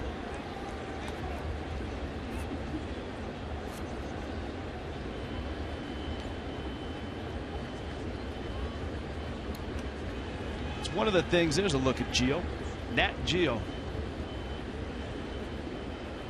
the Hialeah kid. Boy, good swing by Ramos, who's been on it with a couple of line drive hits today. He leads off the 7th. One thing Kohler has going for him trying to get through this 7th is he's right at the bottom of the order for the Nationals. Got Reed Johnson, then Danny Espinosa, and then Strasburg's spot.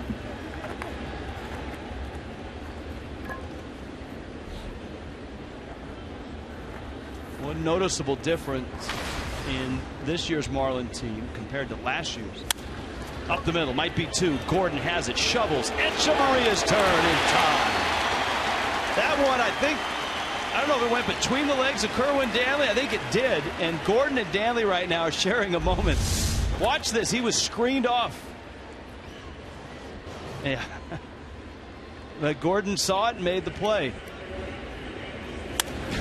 You see the reaction on his face. He's like, I didn't see that ball. I still turned it. Kerwin Danley was a good college baseball player. In fact, he played at San Diego State and was a teammate of Tony Gwynn's and Bud Black's. Long run. Ichiro is there. And he makes the catch. 6 pitches. That's all Tom Kohler needs to get through the 7th.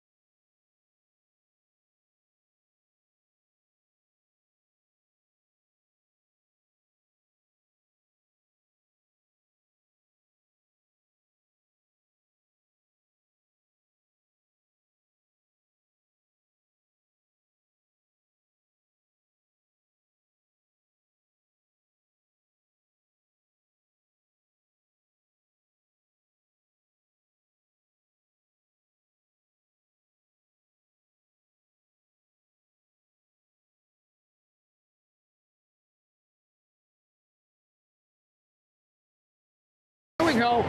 Attaboy. Keep pushing. Keep pushing. Brett Butler mic'd up. He's had company there at third base. The Marlins have pushed across 4 runs on 8 hits.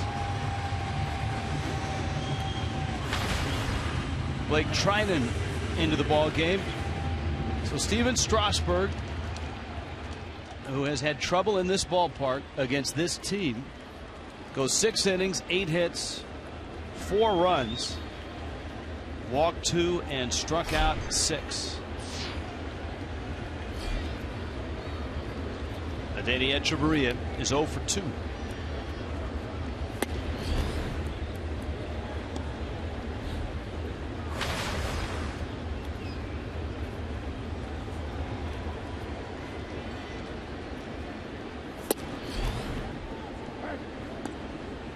A ball and a strike. Another power right-hander out of the Nationals bullpen. Was up with the big club for 15 games. See Kohler waiting on deck.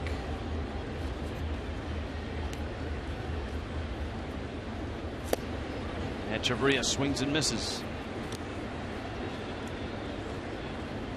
1 out in the 7th. Half Price Tuesday's coming up, and it's the Mets who are in town. 7:10 on Tuesday night.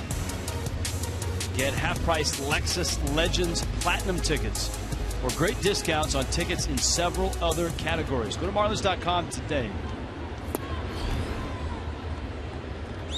Well, that 6-pitch inning, last inning for Tom Kohler, kept him in the ball game. He's only got 89 on the game now, and here he is taking his turn at bat. Kohler has struck out twice.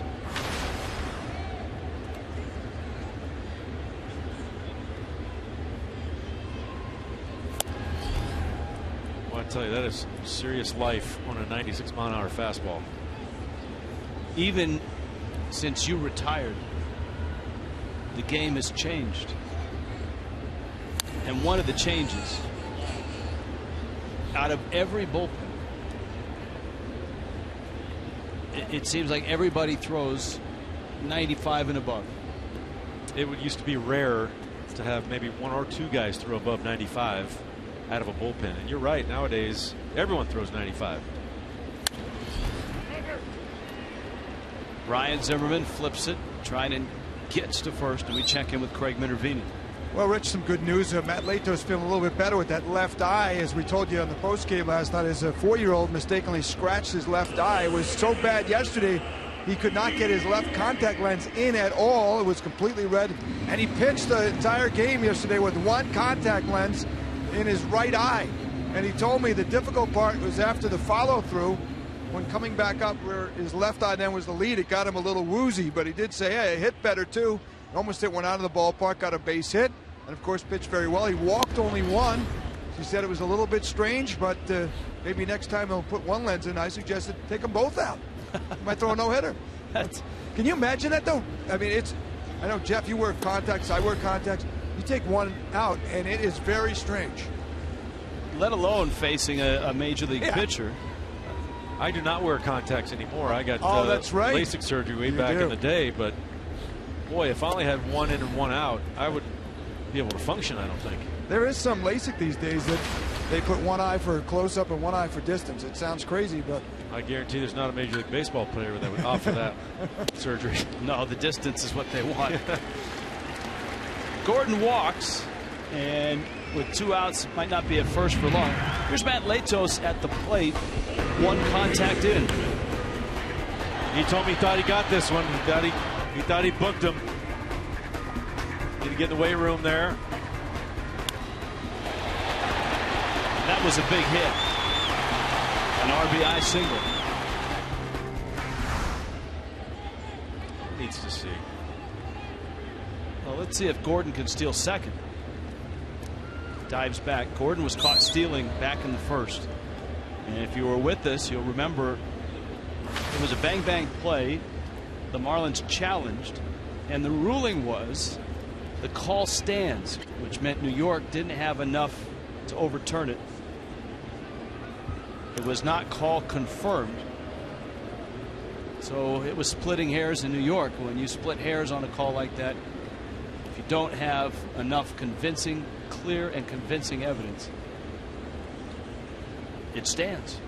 It was pretty good with the confession of D. Gordon, though, talking to Brett Butler in between the innings, saying that he had to bend his fingers up so they wouldn't get jammed into the bag, and that basically caused him to get to the bag a split second later, which gave Ian Desmond time to put on the tag. Gordon has a healthy lead. Not running.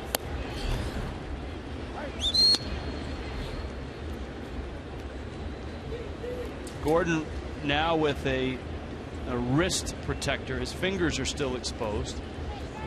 Actually, the wrist protector on the right hand is when he slides feet first. A lot of guys have a tendency to drag that hand behind them, and that kind of protects from like breaking your wrist. A lot of guys will jam that wrist when they go to slide feet first. In going feet first, one of the things he's trying to accomplish is not oversliding the bag, which he did a lot last year with the head first slide. He lost some stolen bases that way. Billy Hamilton with a dozen bags already.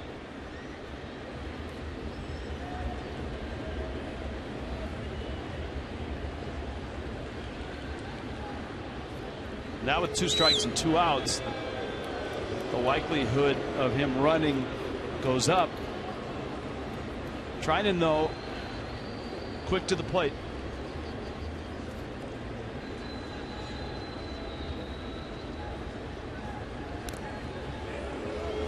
A lot of attention on D. Gordon. Pitchers are taught to hold the baseball. When a guy like D. Gordon's on first base, throws their timing off. D. Gordon's trying to time the pitcher as he gets into a rhythm going to home plate. A little bit of a cat and mouse game here. 0-2 is not a bad count to pitch out. Not running, and strike 3 called on Martin Prado.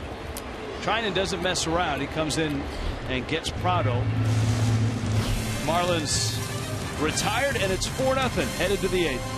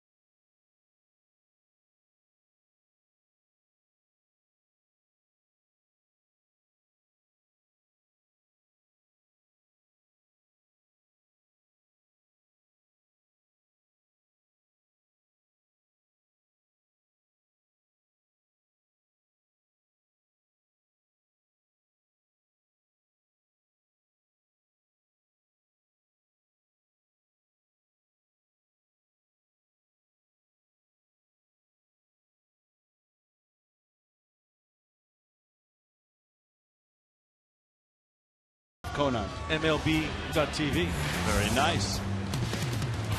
One live streaming sports service that you need. It's been around for 13 years. Every out-of-market regular season game live or on demand in true HD. Watch at home, in the office, up in the cloud like at any Echeverria. Wow, that was close. Blackout and other restrictions apply. Visit MLB.tv for details. With Jeff Conine sitting in for Tommy Hutton. Hey, do you think the baseball gods have to pay for premium on that MLB.tv? Well, rumor is that they know the password. Oh. Why wouldn't you? You're a god, right? So it's true. Clint Robinson will lead it off, and Tom Kohler ventures into the 8th. Breaking ball misses outside. We hope that our partner Tommy Hutton is feeling better. Watching the ball game, he's already sent a few texts in. No rants today. It's 4-0. Marlins on top.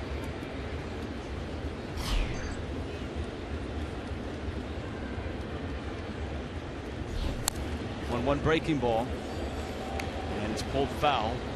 Robinson, a guy that has put up big numbers in the minor leagues, made this Washington club as a non-roster invitee.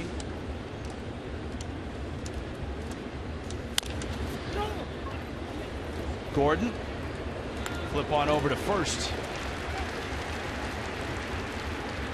and there's one out. What a shot in the arm it'll be if Kohler can get through this 8th inning and limit the exposure and the workload for Miami's bullpen, who has a game tomorrow and then 3 with the Mets before their next day off.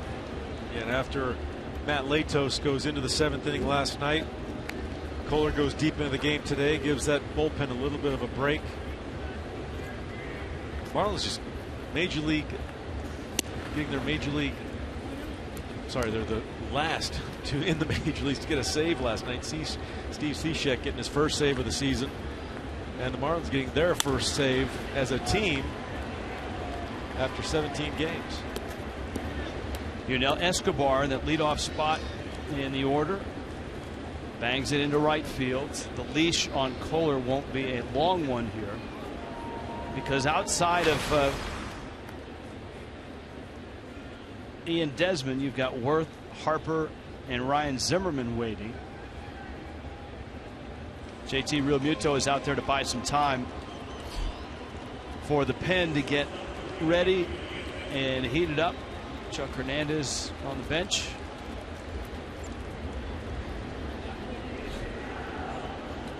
Brian Morris, and that's it. Tom Kohler's coming out, and Brian Morris is coming in.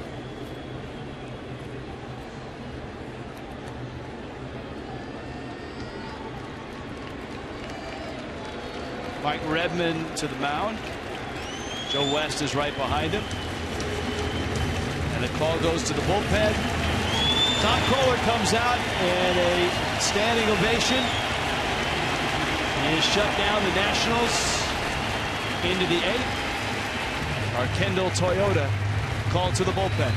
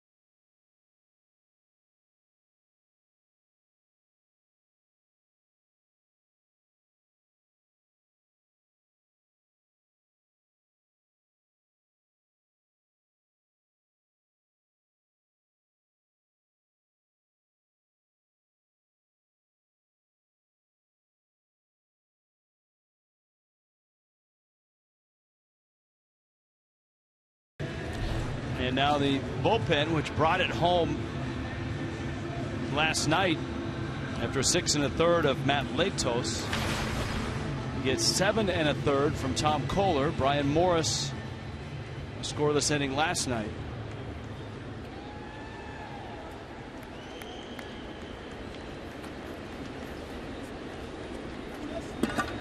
Ian Desmond. 4-run lead, 1 out, top 8.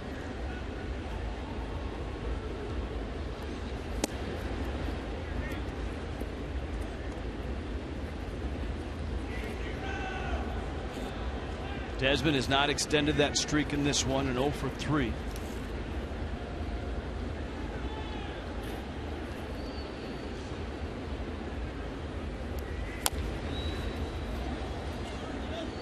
Ball and a strike.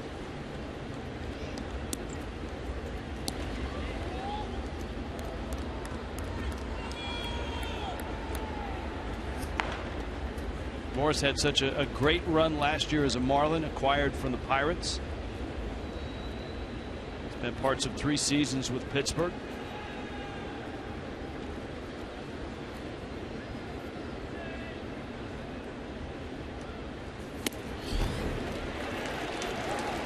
I'll tell you what, Brian Morris has talked about live fastballs. He's got one of the better, more lively fastballs you're going to see anywhere in any bullpen. 95+ miles an hour with that kind of movement. That's tough to hit.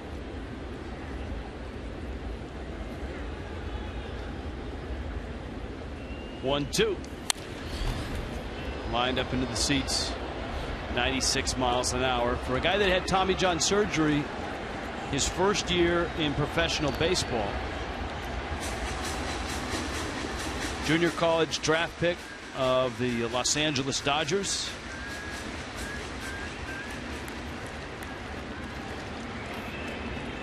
In fact, a first-round pick, 26th overall, back in 2006. Marlins got him for a competitive balance pick in the draft from the Pirates. You don't see too many 8th-inning relievers or late-game relievers that aren't closers. Morris is now 10-1 over the last 2 seasons. 11 decisions. He's 10-1.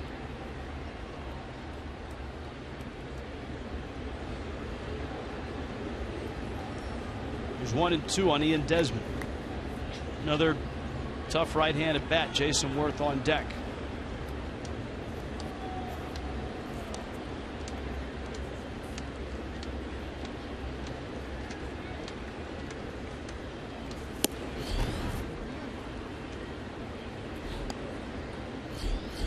Two and 2.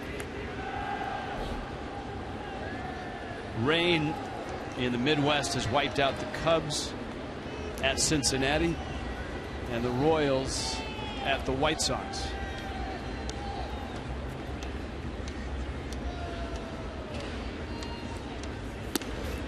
2-2 is down low. The Mets have a commanding 7-2 lead in the 8th at Yankee Stadium. Braves and Phils a little later on tonight. The Phillies are actually at 6-11, and they beat Atlanta last night. Atlanta made 4 errors in that ball game. That's almost as many as the Marlins have made in the entire season. One foul back to the screen, and everyone has been kicking the Phillies in the last week. They certainly have had their struggles. They've won 6 games.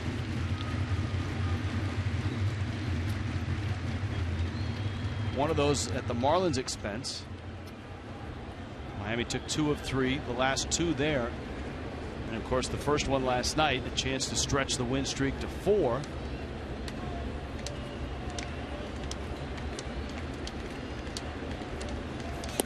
Swing and a miss. Desmond.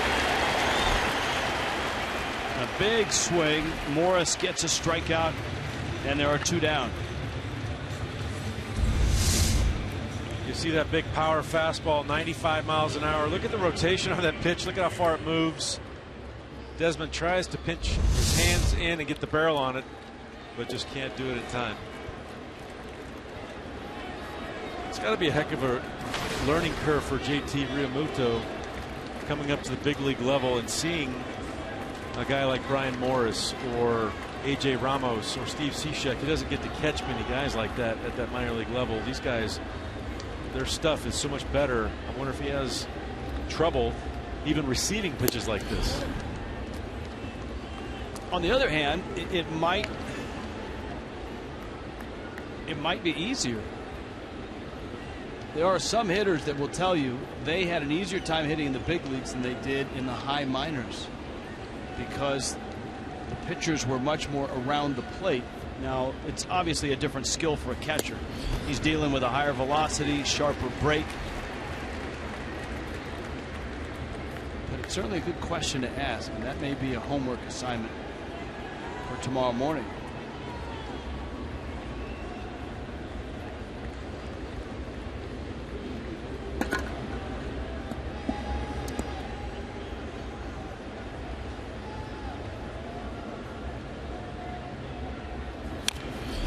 Remember, though, JT Realmuto is a 5A state champion quarterback in the state of Oklahoma.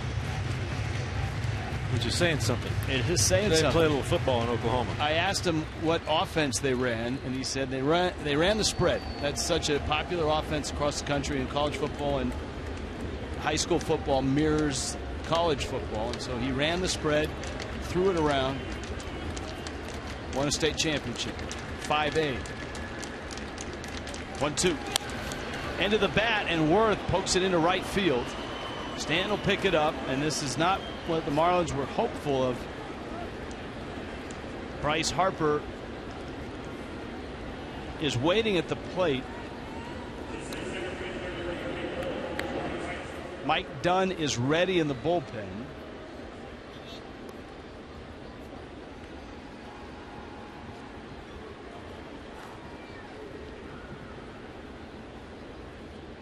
And it looks like Morris is going to face Harper.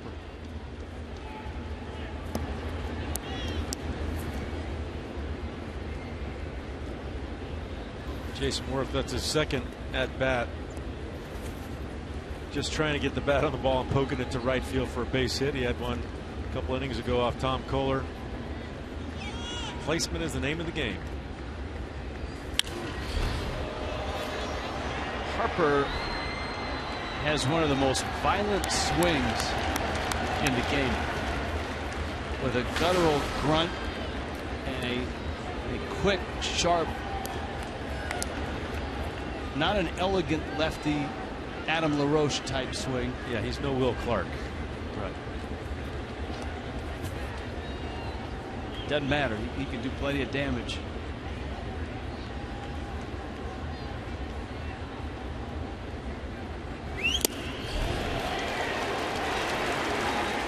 Oh, 2.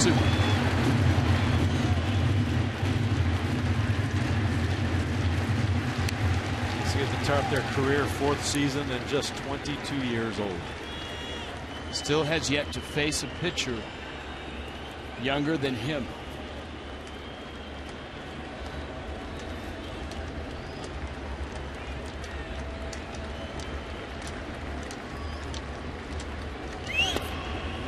It's in.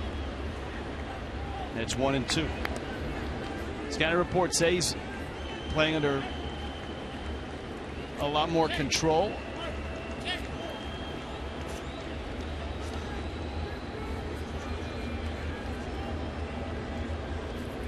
Much more calm at the plate.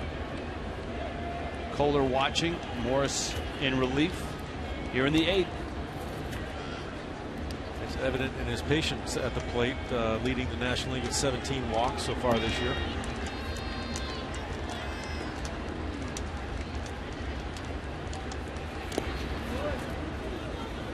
That one buried again, and it's 2-2.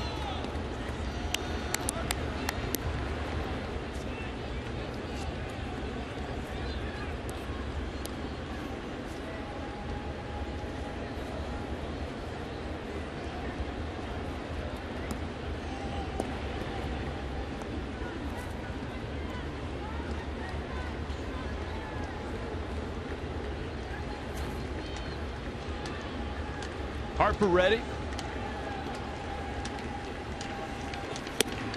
Gorgeous pitch. It cut right to the heart of the plate.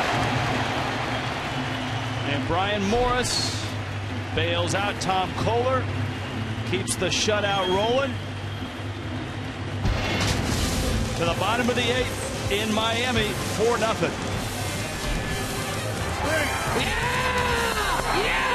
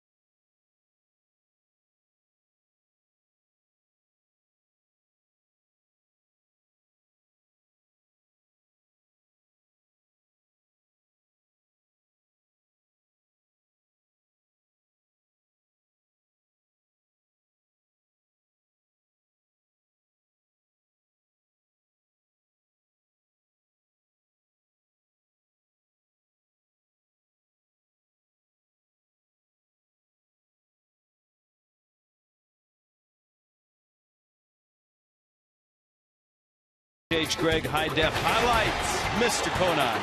Let's look at what's going on in this game. You see Giancarlo Stanton ripping an RBI single or RBI double. Justin Morgan, his first start of the year, comes up with a bang, gets a first hit, RBI single, and does it again in the 6th inning. Great piece of hitting right there. Then JT Realmuto hits into a double play, but scores the run to give Miami the 4-0 lead. Third pitcher to work for the Washington Nationals. It is Rafael Martin, and he gets Giancarlo Stanton. With Marcell Ozuna and Justin Bour to follow. Stanton, the RBI double, has also singled and walked. Now hitting 400 off of Steven Strasburg in his career. Steven Strasburg, 6 innings, 4 runs, 8 hits.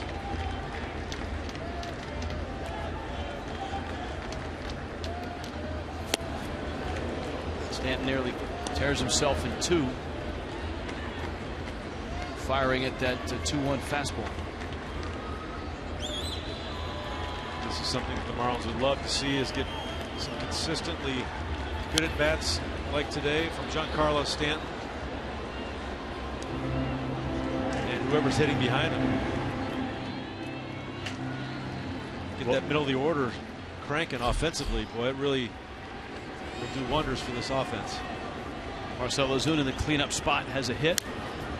Stanton has 2. Justin Bour in the 5 spot is 2 for 2. 2 RBIs and a walk. Last night it was the very top and the bottom of the order that were producing.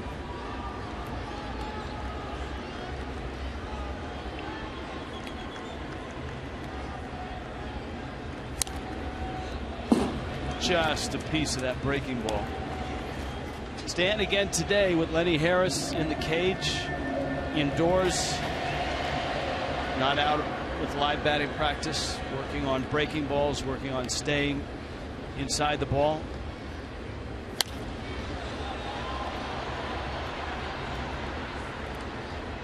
One of the things Frank Menechino said before the ball game, that for Stanton to get those hits, not just the home runs, needs to be able to take the walks. Take the walks and do what he's doing this at bat, is fouling off those tough pitches and waiting for something he can really drive. Fouls that one off. Remember, Stanton last year led all of baseball with 24 intentional walks. He's been walked intentionally just once this year.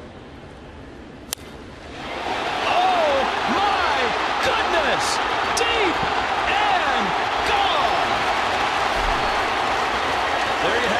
You had a feeling, fouling off tough pitch after tough pitch. Finally got one he could crush, and does just that.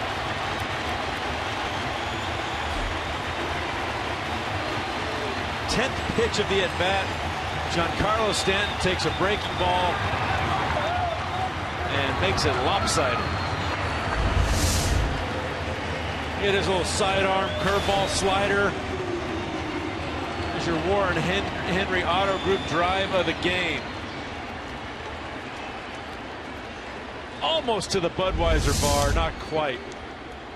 Stanton, a line drive single in the first, 111 miles an hour on his RBI double in the fourth, walked in the sixth, and a blast to left, his 5th home run of the season.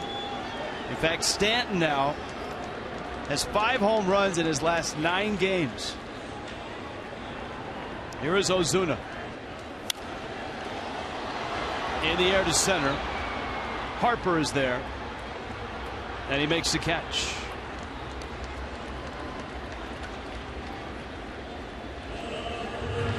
One out.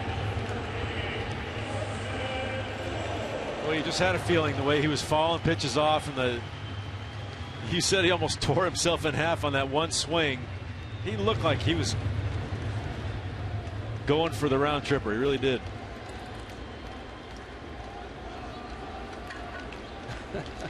Jose getting a little TV time. He knows. He knows. He knows where that camera, when that red light comes on. Yeah.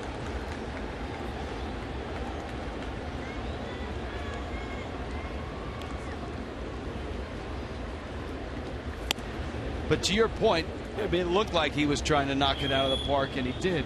But during that at bat, he took some pitches. He fought some tough pitches off. And that's not been his typical at bat of late. That one's smoked by Bohr, and he's out. Justin Bohr has hit it hard 3 times. The Nationals finally retire him. That was always the hallmark of a good hitter, when Pujols came up, or Jason Giambi. These guys were able to foul off those really tough pitches that might have been strikes or 2 strikes, and able to either get the walk or get into a count and wait for that pitch they could drive. JT Realmuto sends a flare out to right. It's going to fall for a hit. Reed Johnson picks it up. Realmuto a 1-for-4 ball game. And that gets an at bat for Ichiro here in the bottom of the 8th. That's what we call a day saver right there.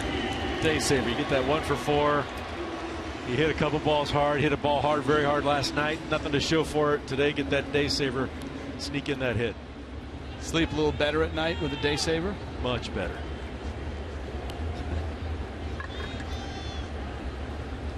Life's simple pleasures. Ichiro is 1-for-3. You sleep really well if that day saver happens to be a home run.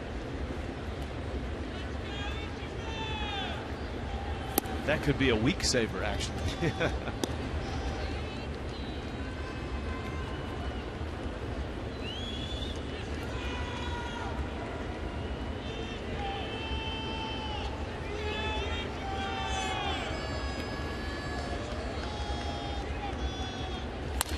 Ichiro into right field.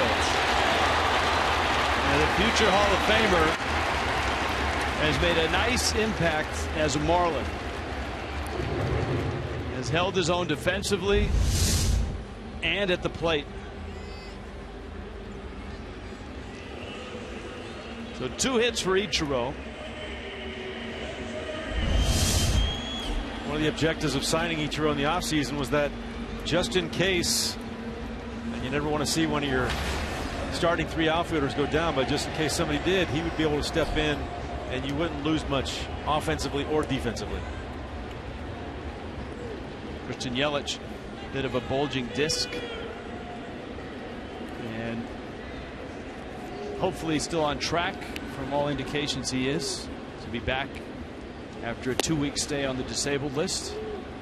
Got to do something about that description on the disabled list, though. Sore back. I mean, that doesn't sound too. I think now today, since they had the MRI and it said bulging disc, that may be more descriptive, but it's a lot more troublesome for announcers to say, Echeverria, left field and deep, and gone.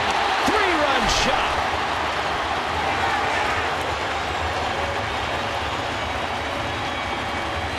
Stay hot, Etchie.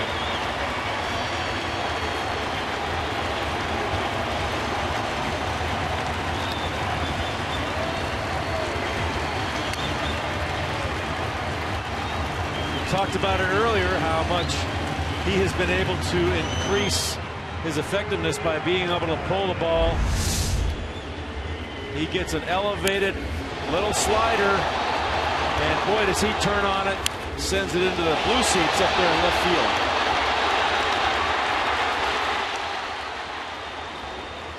What a week it's been for Echeverria. What a nightmare it was in his first homestand. Echeverria at the very basement, as deep can be.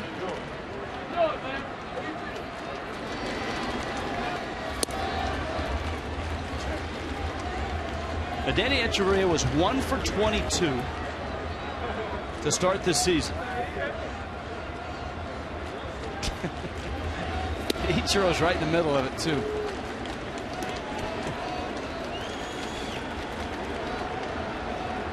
Winning's fun, Rich. Winning is fun.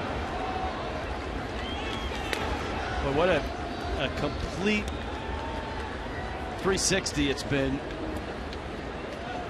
for this ball club. A chance to run a win streak to 4. Of course, they were swept by the Mets and then lost that first game in Philly.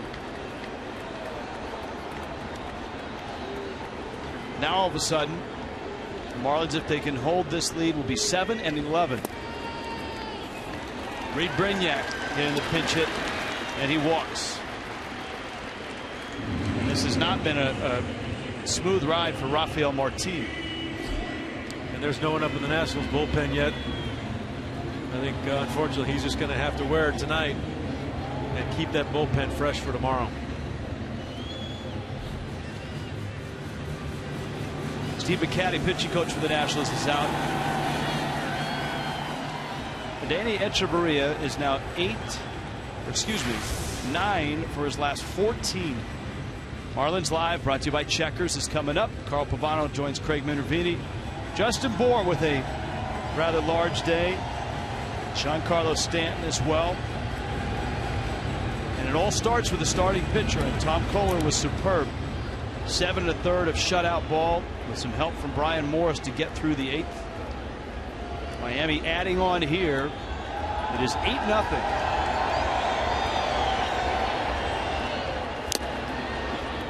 Gordon swings and fouls it back.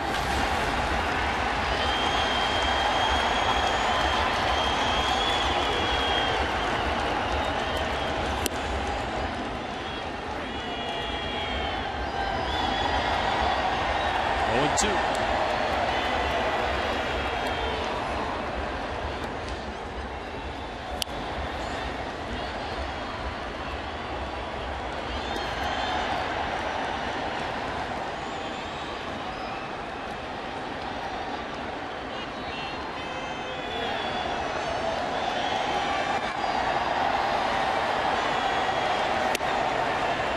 Gordon swings and misses.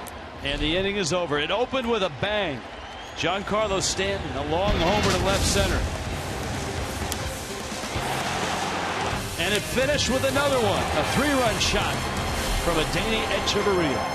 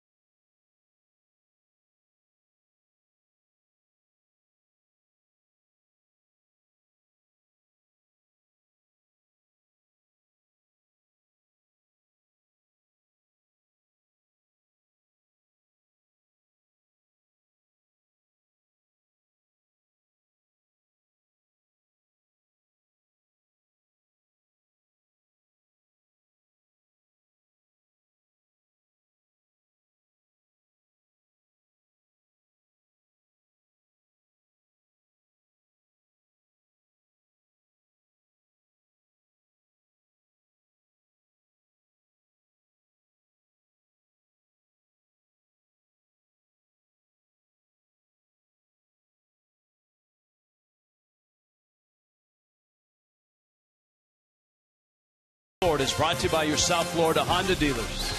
Like Kubota. For more information or to find a participating dealer, go to FloridaKubotaDealers.com. By Cleveland Clinic. Cleveland Clinic, Florida's 5K run walk will be held tomorrow in Weston. Register at clevelandclinicflorida.org. And by Paul Blart Mall Cop 2, starring Kevin James, now playing.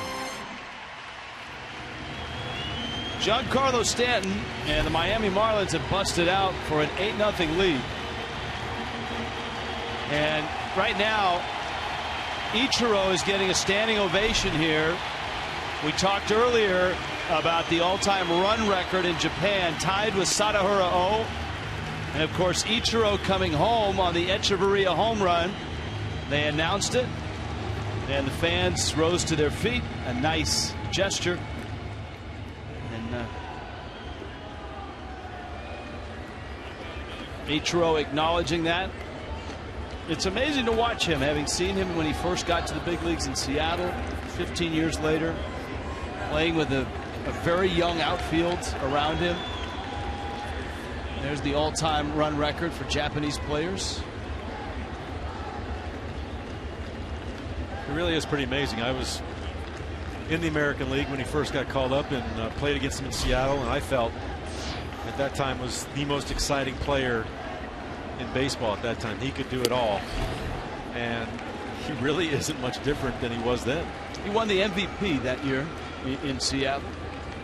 He would go on to win 10 Gold Gloves, make 10 All-Star teams.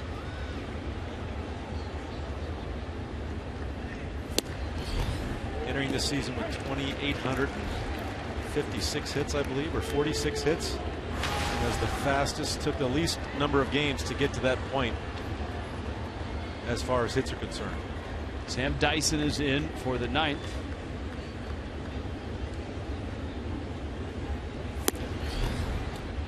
Facing Ryan Zimmerman, Wilson Ramos, and Reed Johnson. 8-0 Miami.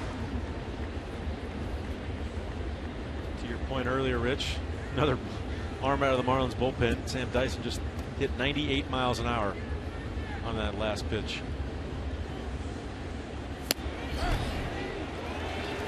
And Dyson strikes out Zimmerman, who was 0 for 4 in the ballgame. Time for a look at the T-Mobile game changer. Justin Bour. Echeverria's home run was fun. Stanton's blast was a thrill. But Justin Bour, when the game was tight, had 2 big RBI singles. Both on first pitches from Steven Strasburg in big situations. In his first start in the big leagues this year. Great game. 15 starts last year, and he was really good as a starter. Gordon ventures behind the bag, throws out Ramos. And I think what gets overlooked a little bit from Justin Bour is because he's such a big guy that I think people automatically think he's not very good around first base, but he's shown that he's very nimble over there. He's got good hands and fields his position well. And as we discussed, I think has earned himself a few more starts against right-handers. Gio Gonzalez starts tomorrow for the Nationals. It'll probably be Michael Morse.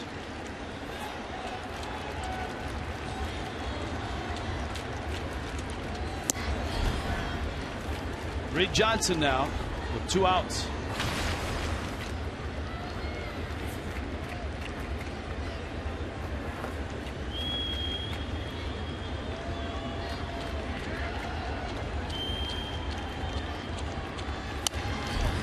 Fly ball right field. Stanton goes back. Warning track. Has it. Ball game. And the Marlins all of a sudden have ripped off 4 in a row.